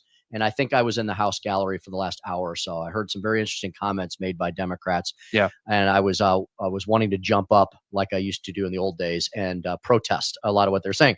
What would you say to the argument that I heard time and time again, that what passed last November via Amendment 3 was the, quote, will of the people? I mean, you've kind of addressed it in a way.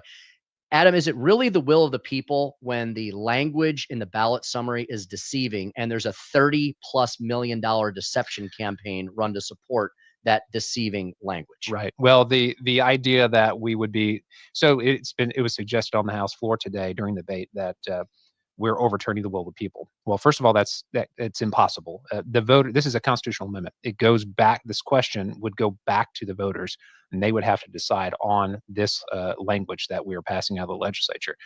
So they'll have to make that call. So if the will of the people is overturned, it's overturned by themselves. By to them changing their mind. reconsider, To reconsider, exactly. with more accurate language, I would submit. Yes, exactly.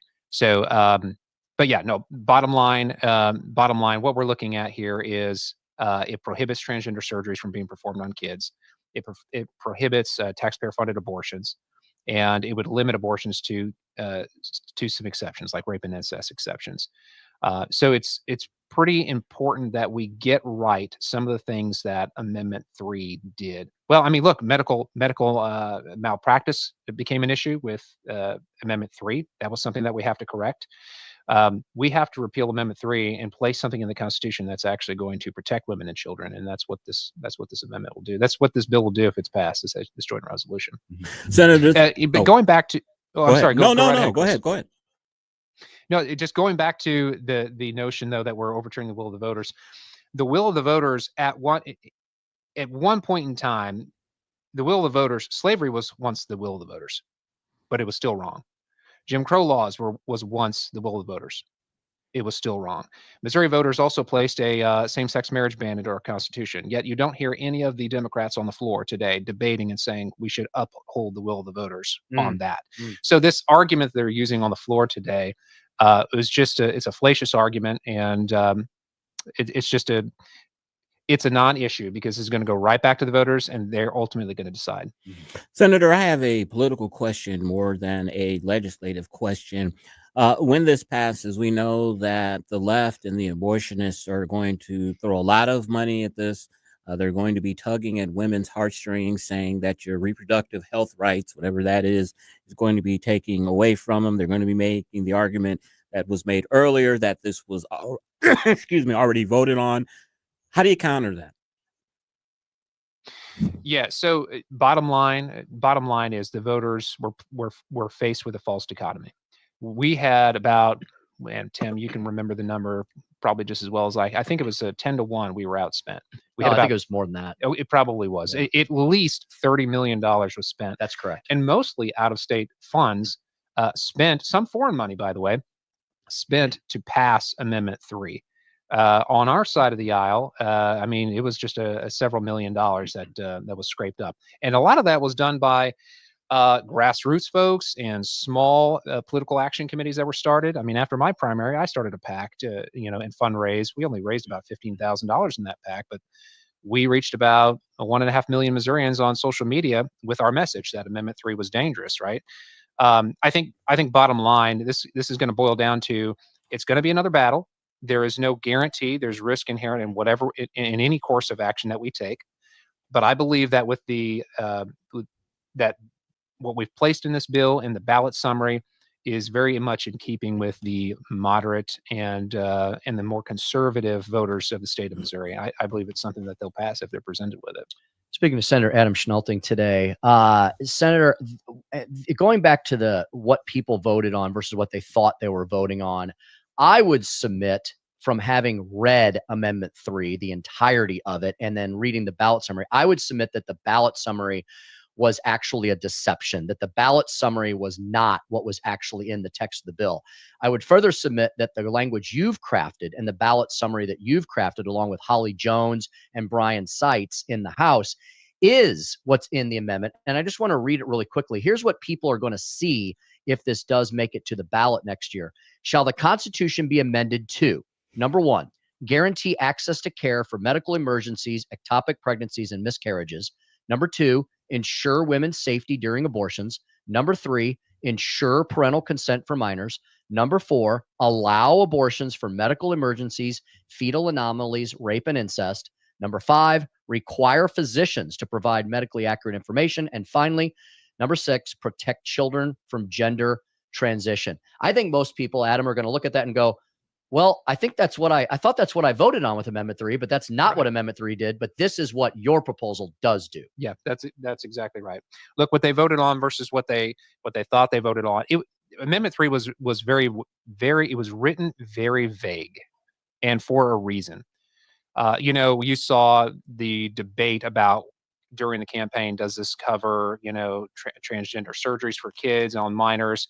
Those of us on the conservative side, we all argued that it absolutely does. On the other side, they were either quiet or they outright denied it and said, no, that's not the case. Well, about 2 weeks after the passage of Amendment 3, Abortion Action Missouri, which is formerly known as NARAL, came out on their social media pages saying that gender affirming care is part of reproductive health care.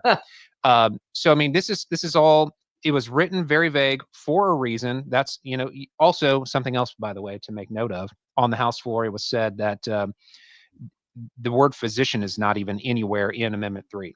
That's true. A licensed, a healthcare professional can go ahead and perform an abortion under Amendment 3. Well, what is a healthcare professional? Define that. So with the issue of women's safety standards, with the issue of transgender care for kids, or transgender surgeries rather for kids, I mean, this is a big issue, and the only way to really fix it is to put something before the voters that is very honest about what it actually does. And we've been speaking with Senator Adam Schnelting. He is in Studio Shore with my partner, Tim Jones, in Jefferson City. Tim, any closing thoughts? Senator, any closing thoughts before we let you go? Yeah, Adam, just what's next? How can our listeners help? Yes, absolutely. What's next is we're going to have a third read vote on Thursday. What I would suggest is folks need to call their state representatives and thank them for their yes vote on HJR 73. That's the first step. Once it gets beyond that, I think you should call your senators and do the exact same thing. Urge your senators to support HJR 73 once it comes over to the Senate. I think that's going to be a knockout, drag out fight in the Senate, and so all the help from grassroots that we can get is going to be necessary. Excellent. Thank you, Adam, very much. Thanks for all your help and service on this. Excellent. Thanks for having me. Thank you so much. Coming up, we're going to speak with David Bahnsen, Fox Business contributor and founder of the Bahnsen Group. We'll talk to him about tariffs and about the economy in general. Listening to the Tim Jones and Chris Arps show on 101.9 94.1 News Talk STL.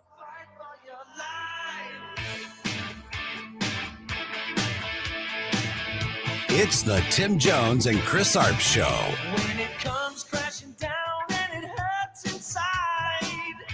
And what's it gonna do when Hulkamania and the largest arms in the world run wild on you?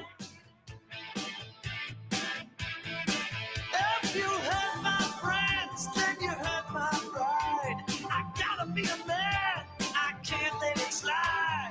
I am a real American. From the Michaels Flooring Outlet Weather Center.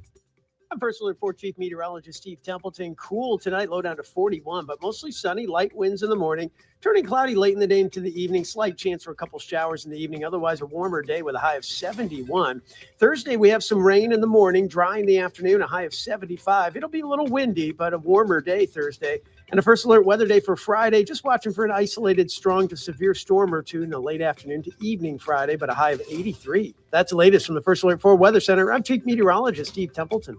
So many ways to listen to News Talk STL. Or join the conversation. All you have to do is say, Hey Alexa, play News Talk STL. Welcome to News Talk STL, conservative talk radio for St. Louis.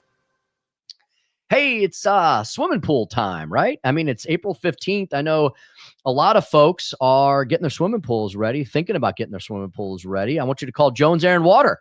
If you're one of those folks, Everett Jones has got the system for you that will not place any salt, chlorine, or acidity in your swimming pool. You're like, well, are they going to put anything in the swimming pool? Yes, the EcoSmart system. The EcoSmart system is what Everett Jones of Jones Air and Water will place into your swimming pool system, and that will clean your swimming pool, and you'll have crystal clear water without salt, without chlorine, without acidity. Can you believe it? It is not too good to be true.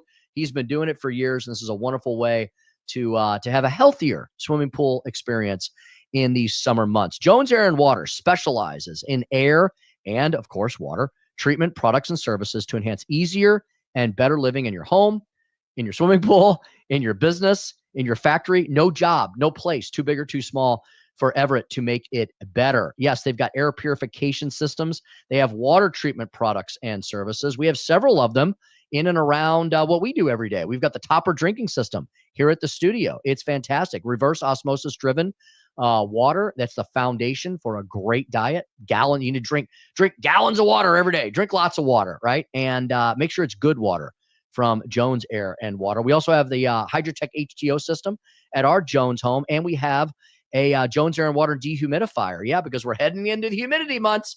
And let me tell you, man, in the heartland, humidity is it's crushing, right? It can be just horrible, especially in like late June, July, early August. And that dehumidifier just makes it so much better. And it helps your air conditioning HVAC system work so much more efficiently. 30 years in the business, a multitude of 5-star ratings. They do everything regarding air and water cleaning and purification. You shouldn't call anybody else other than Everett Jones at Jones Air and Water. 636-899-1040.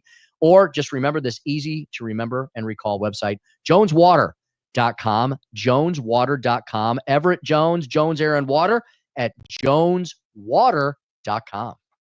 Psst. Want to hear the best kept secret in St. Louis? Steph's Pizza. We're not afraid to compare squares. According to our customers, we have the best St. Louis style pizza anywhere. And we can't disagree. Dine in, pick up, or delivery at all 3 Steph's Pizza locations. In Lake St. Louis at 111 Potterford Trail, St. Peter's on Juggerman, and in St. Charles on Zumbell. Check us out at Steph'sPizza.com. Steph's Pizza.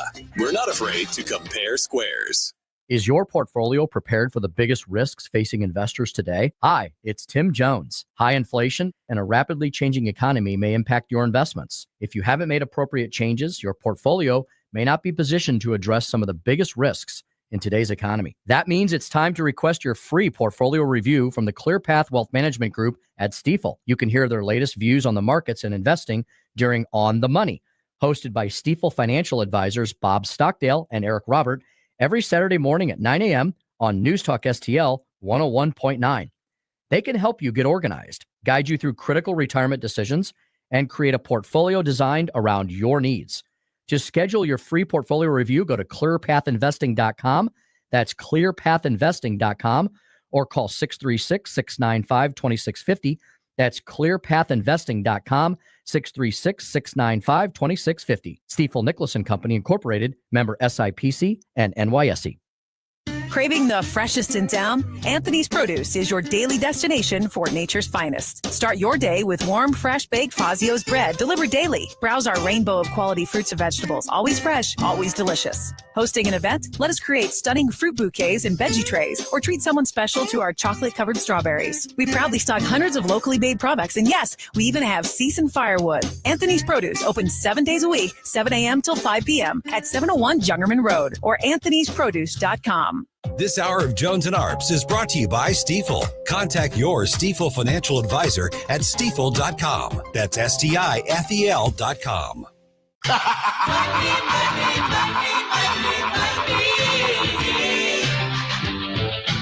Tim Jones and Chris Arps in the afternoon. Everybody's got a price. Everybody's gonna pay. The ball is in China's court. China needs to make a deal with us. We don't have to make a deal with them.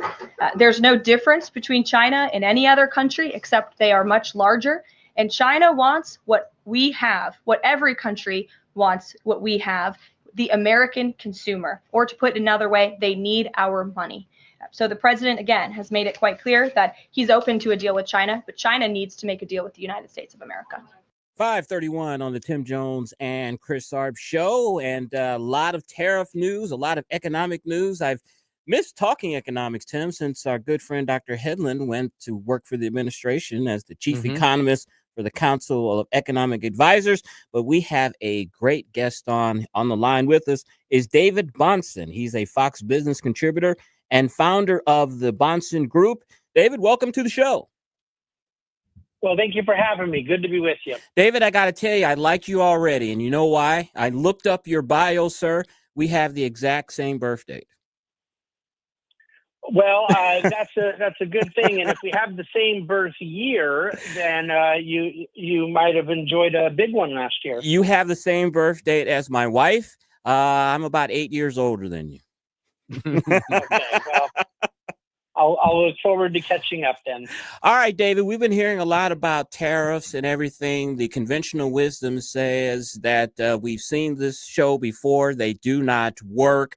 Because our economies are so intertwined and it's a different economy than it was back in Smoot-Hawley, do the same rules apply today? Oh, it's much worse today. The Smoot-Hawley lesson was profoundly important then, but it was a significantly smaller amount of import-export trade. And in fact, everyone talks about how much the U.S. imports from others. Our exports are monumentally larger now, and we are the largest exporter of services in the world by far. We run a massive trade surplus in services. So in all respects, I would argue that the consequences are much worse than they would have been than they were in the Smoot-Hawley moment. And David, I know you have a new book that I think came out today, just in time for tax day, that we can talk about definitely later on in the show, called Full Time. We definitely want to get to that too. But let me ask you, so what about the China situation? Is this what the Trump administration is really going after? Are they the big kahuna in the room? Is there a problem that we have with China? Do you believe they're an existential threat? Do we need to do something about them? Well, the problem with all of this conversation is that I do believe that there are significant issues in China, and the way we've gone about it by basically for quite a few years now, having 8 different conversations at once and pretending like we're having one conversation.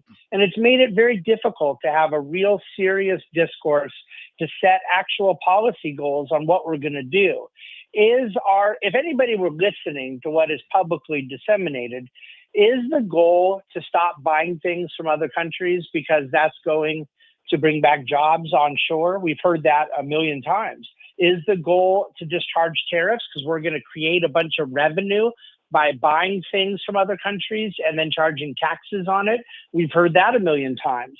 Of course, those two things are directly contradictory of one another. Is the goal to get more fairness so that we are just simply charging other countries what they charge us? We've heard that a million times. Is the goal to stop fentanyl coming in from the north and the south border in our country? Is the goal to have China stop stealing intellectual property? There's all these different things on the table, and nobody is really clear what the actual objective is.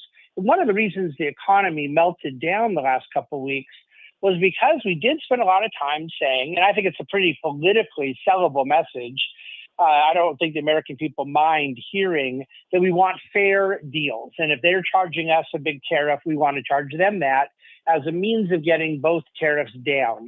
Well, I think that's what people were expecting, and that sounds reasonable.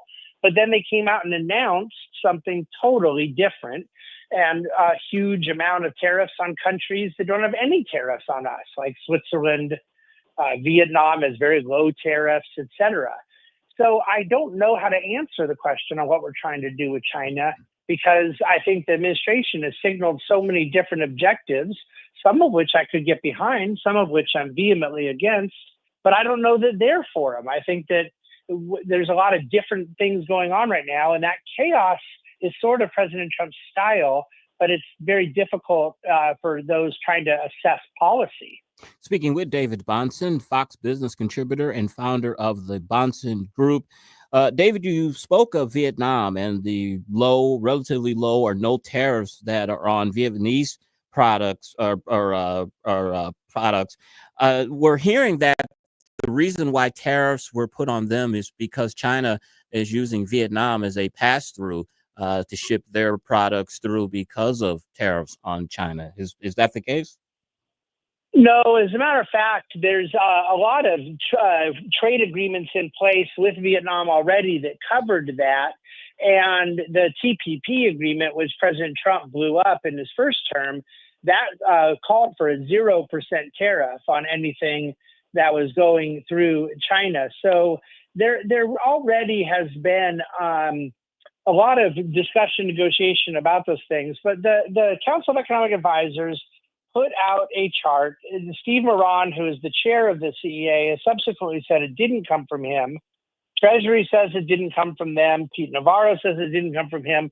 So we don't have any idea who wrote this. But they put out a big poster that President Trump held up at the press conference that essentially had the formula for all the tariffs that we were charging based on who sells us more things than we sell them. Now, Vietnam is a very poor country. They don't buy a lot of things from us. We buy a lot of things from Vietnam. And so they ended up with very high tariff rates for no other reason than the awful thing of selling us a lot of stuff. That, to me, is a big part of the problem here, is when we talk about trade deficits as if they're inherently wrong. See, a trade deficit can be a bad thing, but it depends on what's causing it. And if you just simply have a trade deficit because another country makes things that you want to buy, and we're giving them green pieces of paper and they're giving us goods, we ran a trade surplus in our country before. It was called the Great Depression. We ran a trade surplus for a year or so at the time of the 2008 financial crisis. Those are not the things we really want. And obviously, they're not the things the Trump administration wants either. But it speaks to just a lack of real unified messaging as to what we're trying to accomplish. And it does bring us back to your China question. What is the president ultimately trying to get? I think everybody who's paid any attention to President Trump since he came on the national political scene knows he's trying to get a deal. And so I think that's where this is eventually headed. And I don't mind if they say things like China needs us more than we need them, as long as they don't really believe it. It's not true. China desperately needs our money. We desperately need their goods. And the fact of the matter is we have thousands of small businesses in America that rely on China for parts in the things they manufacture. And so, I guess you could have the question, like, which country suffers more from a nuclear war? We used to call that policy MAD, mutually assured destruction. That's all a trade war does. And I'm hoping that they'll find an off-ramp and eventually get to a deal. And that's generally what I think President Trump is trying to do. So, David, I'm sure our listeners understand at this point, and they've definitely learned over the last few weeks that the complexities of international trade policies are extremely complicated indeed. So, if you were advising the administration as far as moving forward, what would you tell them as kind of a macroeconomic view? And I guess secondly, are you universally opposed to tariffs in all matters, in all forms, or do you think they're a useful tool in the toolbox if they're used the right way, if there is a policy goal? Well, let's start with the first question. What I would advise and candidly have advised and enjoyed some very productive meetings in the Treasury Department just 2 or 3 weeks ago to this effect. I am a believer in economic growth as the driving policy. And I think that more trade equals more productivity. And therefore, we want to remove impediments to trade. And there are times that the administration says the same thing. We're trying to get deals to lower tariffs, lower barriers to trade. I'm all for it. They don't always say that. So there's a little mixed messaging. And that would be my advice is I just, from a stylistic standpoint, disagree that, Pete Navarro saying one thing at 8 o'clock on Sunday morning and then Scott Bahnsen saying something different at 8:30 on Sunday morning. I disagree that that's a good idea. I think a unified message would give us a lot more leverage and a lot more legitimacy as we go about doing this on the world stage. But in terms of your question about what I think about tariffs, I do not agree with taxes passed by the executive branch because it is non-constitutional.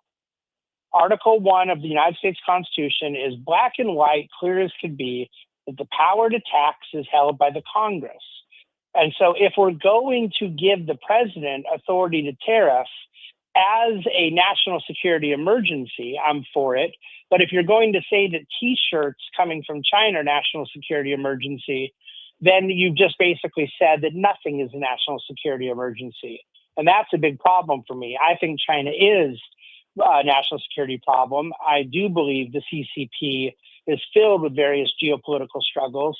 So therefore, I really wish that we would get our messaging right as to what is national security and what isn't. And if we're talking about tariffs as a tax, they need to go through Congress. ultimately, if we had a world of 0% tariffs, I'd be very happy because I support free exchange. And if a country or a company, what do you do if you go to a restaurant and there's another restaurant down the street that has extra charges and extra fees and you think they're unfair, but there's another restaurant that doesn't? You freely pick which deal you think is fair. And I think that companies have every ability to not engage in transactions that are unfair. And I don't think we needed President Obama or President Biden or Vice President Harris or President Trump to decide what is fair in free exchange. I just simply believe that we need less command control, centralized big government, less big tax, big regulation, and more freedom in the way these things are done. And so that would be my ideal aim, but we're a ways away from getting there, and I recognize that. David, final question for you. We've been hearing a lot about tariffs lately. Also, along with tariffs, we're hearing the term stagflation, which is rising prices with a slowing economy. How worried are you about the risk of stagflation occurring in our economy in the next 6 to 9 months? I'm more worried about stagnation. I don't know that we have to have an inflation kicker to a stagnation, but I definitely am worried that we already are seeing a big slowdown of business optimism, of capital goods orders, of capital expenditures. It's very difficult for companies. I've now logged 128 calls in the last 8 business days with business owners, generally what you consider to be small businesses, some of them with 3 employees, some with, 300, but basically saying there's nothing we can do. We're paralyzed. We don't have any idea what's going on. We don't know if we're going to be in business in a few months. Some of them are confident they're going to survive this, but might have to lay people off. So there's just that kind of ambiguity does create stagnation. Now, we could get on the other side of this, but time is ticking. So it's very difficult to let the growth genie out of the bottle and get it back in. So I'm very hopeful that this will be resolved sooner than later. The inflation part is tricky because I think inflation is a monetary phenomena. And while tariffs can make prices of certain things go up, that isn't inflation. If there's not more money supply being created, right? It theoretically means one price goes up and another price goes down. The challenge is if it impedes production, because then we're making less goods and services. That pushes prices higher. So, there's a lot to watch here, and I don't want to make a doomsday prediction. I'm not a doomsday guy at all, but I have a lot of confidence for the economy this year coming into the year. I think President Trump is going to get some tax cuts done, deregulation, much better energy policy than his predecessor. But there's no question we're a little bit on hold right now with this trade and tariff matter. And we've been speaking with David Bahnsen, Fox Business contributor and founder of the Bahnsen Group. He can be reached at bahnsengroup.com and on X, David Bahnsen, BAHNSEN. David, thank you so much for your time. Very interesting discussion. Thank you so much for having me. Take care. Thank you, sir. And Tim, I looked up David. Besides finding out that he shares I share a birthday with him. Yeah, how about that? He oversees a company called the Bahnsen Group, as I've been saying. They manage over $7 billion in client assets. Prior to launching Bahnsen Group, he spent 8 years as the managing director at Morgan Stanley and 6 years as the vice president at UBS. So he's giving you a perspective of a big money manager there. How they're feeling about what's opening on Wall Street. It sounds like an optimistic person overall. He's just a little worried about the markets right now. As not a tariff guy, not a tariff guy. I would say that and too. Also, Chris, I don't know where he finds the time. He did just release a book called, you and I should probably read it. Mm-hmm. It's called Full Time: Work and the Meaning of Life, and you can find it wherever you find books, Amazon, etc. And it's Chris. It's another book, but it's a different take. He's an interesting guy, that's for sure. It's a different take, Chris, on that work-life balance in today's world. And you got to be doing something for people to give you $7 billion to manage. Who knows? He's got to be doing something right. Yeah. All right. When we come back, one more segment left on this tax day 2025. You're listening to the Tim Jones and Chris Arps show on 101.9 94.1 News Talk STL. But I'm the $1 million man. You're listening to Tim Jones and Chris Arps. From the Michaels Flooring Outlet Weather Center. I'm First Alert 4 Chief Meteorologist Steve Templeton. Cool tonight, low down to 41, but mostly sunny, light winds in the morning, turning cloudy late in the day into the evening. Slight chance for a couple showers in the evening. Otherwise, a warmer day with a high of 71. Thursday, we have some rain in the morning, dry in the afternoon, a high of 75. It'll be a little windy, but a warmer day Thursday. And a First Alert weather day for Friday, just watching for an isolated strong to severe storm or two in the late afternoon to evening Friday, but a high of 83. That's the latest from the First Alert 4 Weather Center. I'm Chief Meteorologist Steve Templeton. Mike Ferguson in the morning. On Wednesday, we're talking about getting rid of the income tax in Missouri. And Wednesday evening, we're going to talk about that with Glenn Jacobs. More information is at newstalkstl.com. Mornings starting at 5:30 on News Talk STL. How's the lawn doing? Are you thinking to yourself, I could be doing a lot better? Well, I got the one-stop shop for you. Hydrodynamics Core. Hydrodynamicscore.com, celebrating 52 plus years in the business in our region, established in 1973, the first, and I would say the best, commercial and residential lawn irrigation company in the St. Louis region. They serve St. Louis and they serve beyond all the collar counties, the east side, whatever you need them. They're in our entire metro area.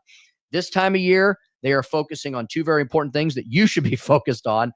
That would be system activation, if you already have an irrigation system, and your annual backflow testing. They're doing that all over the place, and they'd be happy to do it at your homestead. And this is important, whether they put in your irrigation system or not, doesn't matter. They know all the irrigation systems. They specialize in all of the irrigation systems.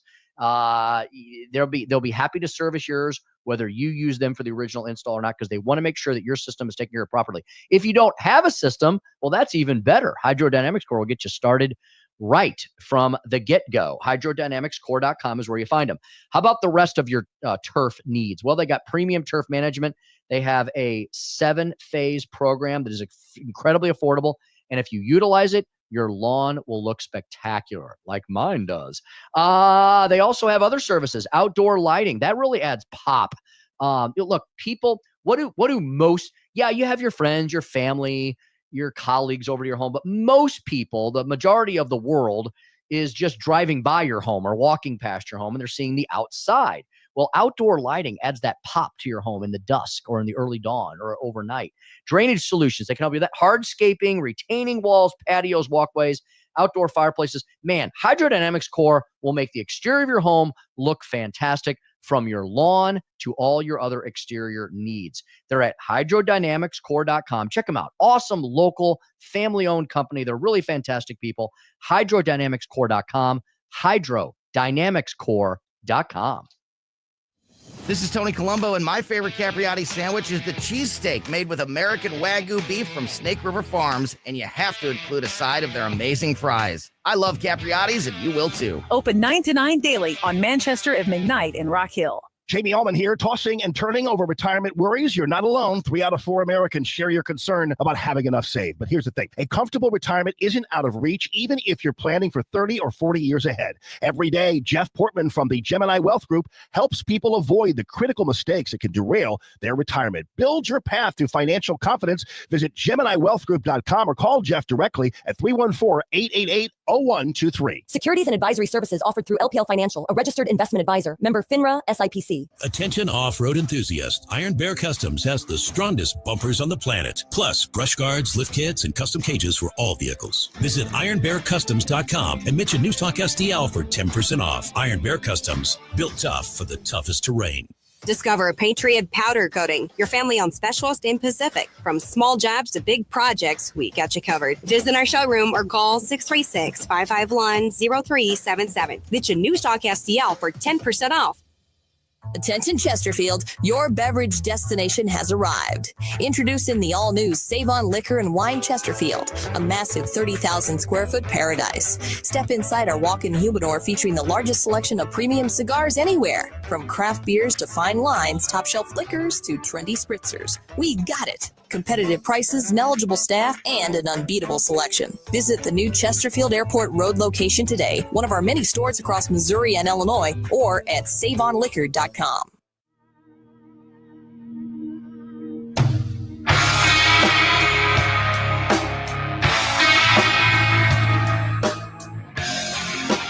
It's the Tim Jones and Chris Arps Show.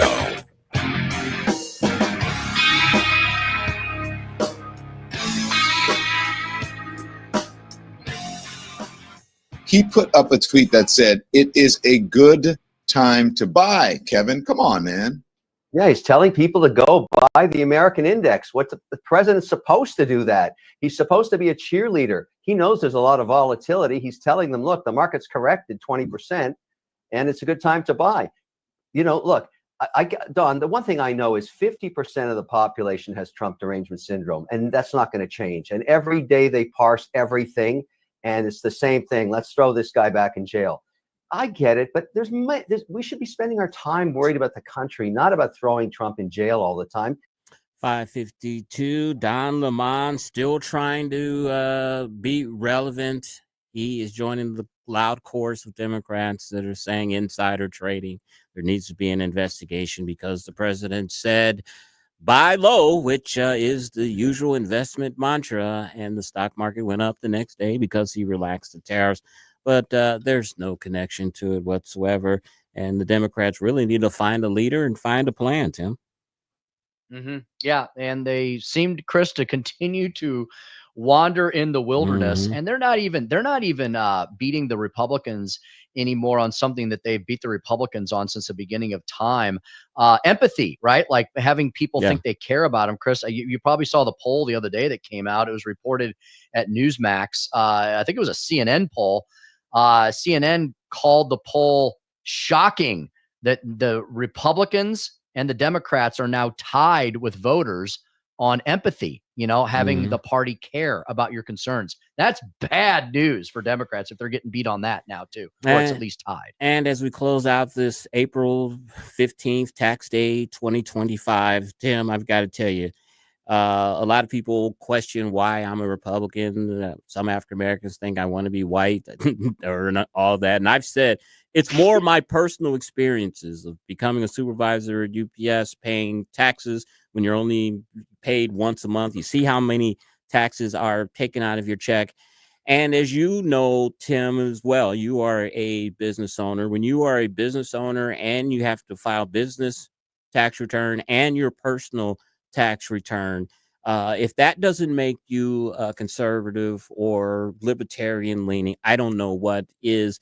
Tim, it makes absolutely no sense that between my business tax return and my personal tax return, it's 83 pages. And we ain't rolling like that for an 83-page tax return. That's ridiculous.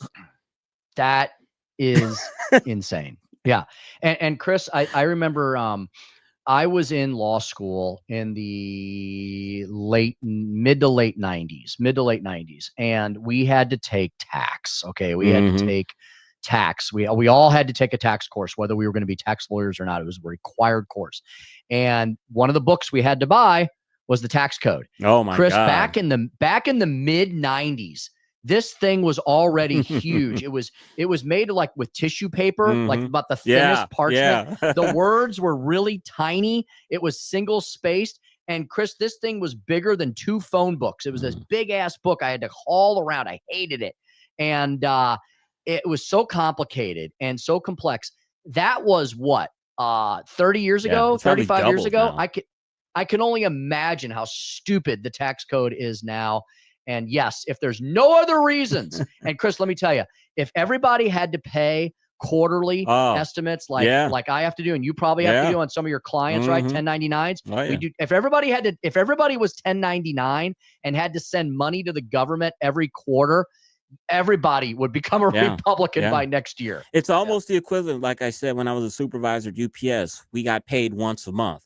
So you see all of your taxes being taken out all at once. And when you're a business owner and you pay quarterly taxes, it's almost the same thing because you got to write, a check every quarter to the federal government and to the state of Missouri. And it's not an easy check to write sometimes. It is not. It is not. And it's a tough balancing act, and if more people had to take on more responsibility for money in, money out, instead of just being like, oh, the government's taking care of all my withholding. If we could get rid of withholding, it would be the best thing in the world for the future prosperity of this country. It does, because I sure do think about that check that I'm sending in. What I could have done with that money. But I'm paying my fair share, right, Tim? I guess we are. I'm not sure what we get. I'm not sure what we get for that fair share, but that's what we're doing. Exactly. All right, Larry Connors, USA is up next. Larry's going to ask if 3,200 illegals have social security numbers. Is that just a mistake or fraud? China expert Gordon G. Chang on trade war with China and a city built in the U.S. just for Muslims. That's on Larry Connors USA up next, 6 to 8. My partner Tim Jones will be in studio with me tomorrow. The Big Cane event out at Funny Bones, so make sure you get your tickets. You have been listening to the Tim Jones and Chris Arps show on 101.9, 94.1 News Talk STL. Drive safe and have a great evening. Confused about tariffs and trade policies? The Hammond Institute at Lindenwood University and News Talk STL present economist Dr. Nicholas L. Zebarth in their H.F. Langenberg Memorial Speaker Series. Join us April 24th as Dr. Zebarth breaks down what tariffs really are, how they work, and separates economic fact from fiction. Don't miss this chance to expand your economic understanding with one of Missouri's leading experts. Reserve your spot now at newstalkstl.com. When caring for a loved one becomes overwhelming, you don't have to walk that path alone. At Truly Treasured Home Care, we understand because we've been there. Our owner's personal experience caring for parents inspired our mission to provide the compassionate support families need. From personalized care and companionship to